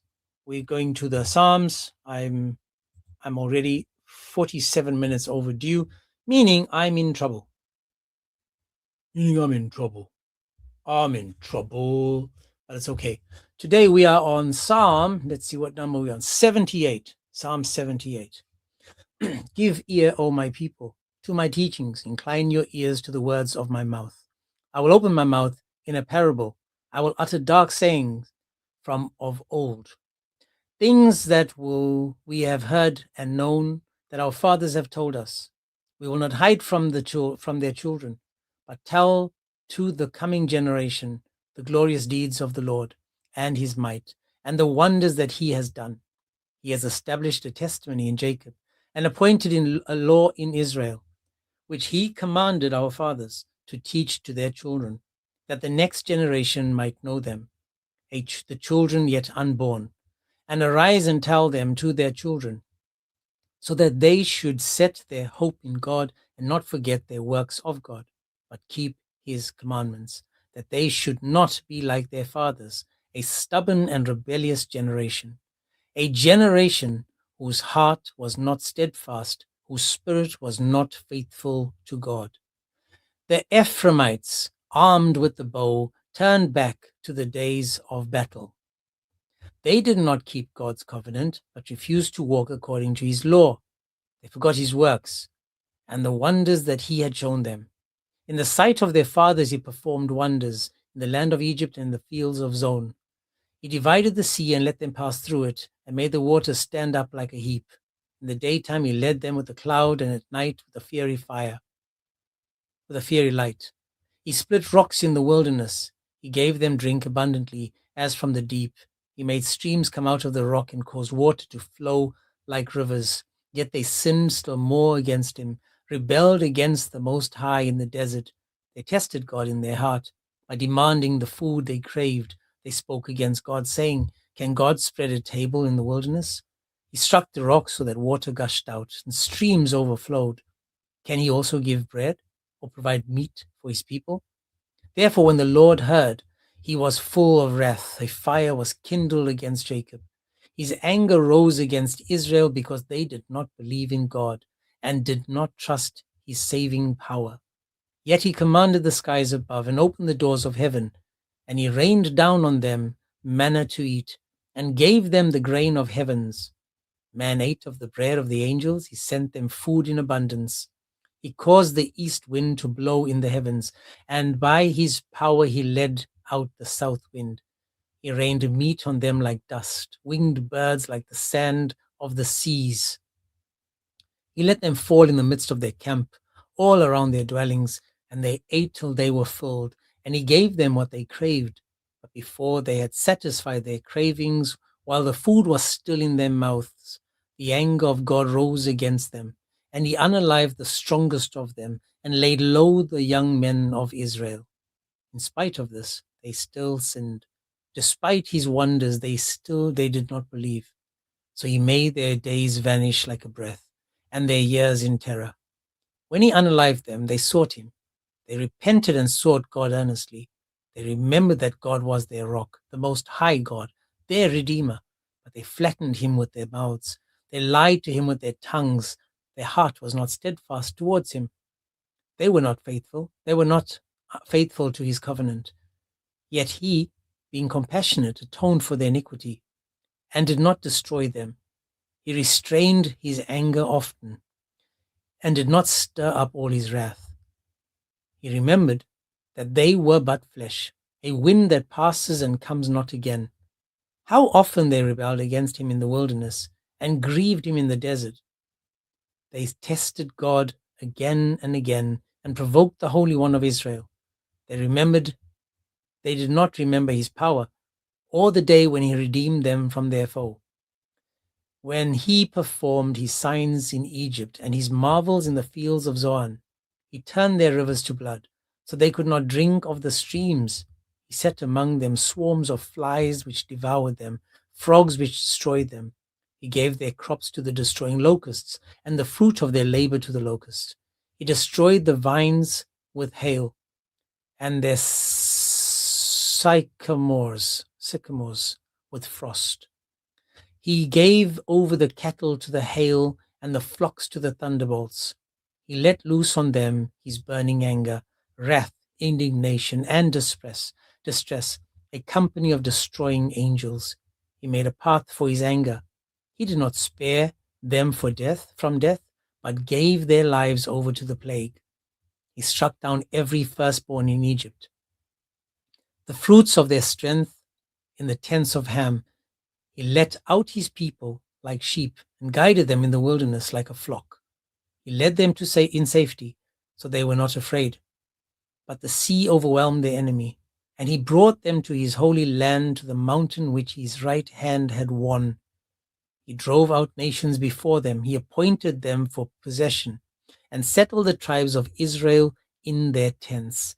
Yet they tested and rebelled against the Most High God and did not keep his testimonies, but turned away and acted treacherously like their fathers. They twisted like a deceitful bow, for they provoked him to anger with their high places. They moved him to jealousy with their idols. When God heard, he was full of wrath, and he utterly rejected Israel. He forsook his dwelling, Silo, the tent where he dwelt among mankind, and delivered his power of captivity, his glory to the hand of the foe. He gave his people over to the sword and vented his wrath on his heritage.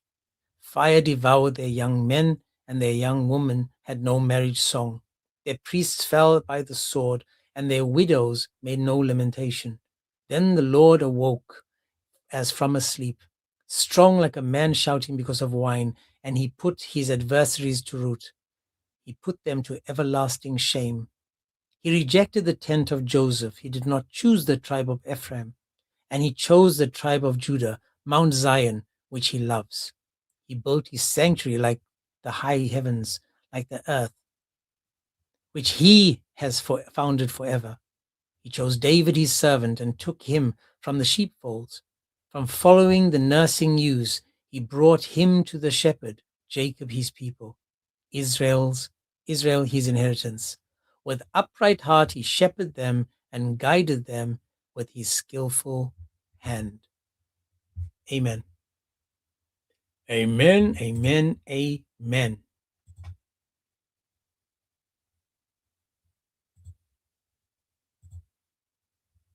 I have not seen anyone suffering more than the believing woman. She ain't seen no other woman suffer more than the believing woman. So for 2 days now, guys, we've gone through this entire many videos of Muslims telling us how sick and evil Islam is. They told us how sick and evil Islam is. Who are we to argue with them? Who are we to argue with these people? If someone tells you who they are, believe them. Let's look forward to tomorrow, guys. If you're not following, just remember, it's the Agents 007. Please follow, subscribe. God bless you. Remember, remove the hate, the pride, the ego. Humble yourselves. Put Christ first. Open your Bibles. Teach your children who Jesus truly is. And if you are in doubt about Christianity, it doesn't mean that Islam is the answer. Go and find the truth. Go and find the answers. Little dear, I sent 100 comments to your live. God bless you, man. Thank you so much, sis. Thank you, guys. Thank you. This is obviously a longer live than I was expecting, but God bless you guys. Stay safe. Stay in prayer. Take care. Amen.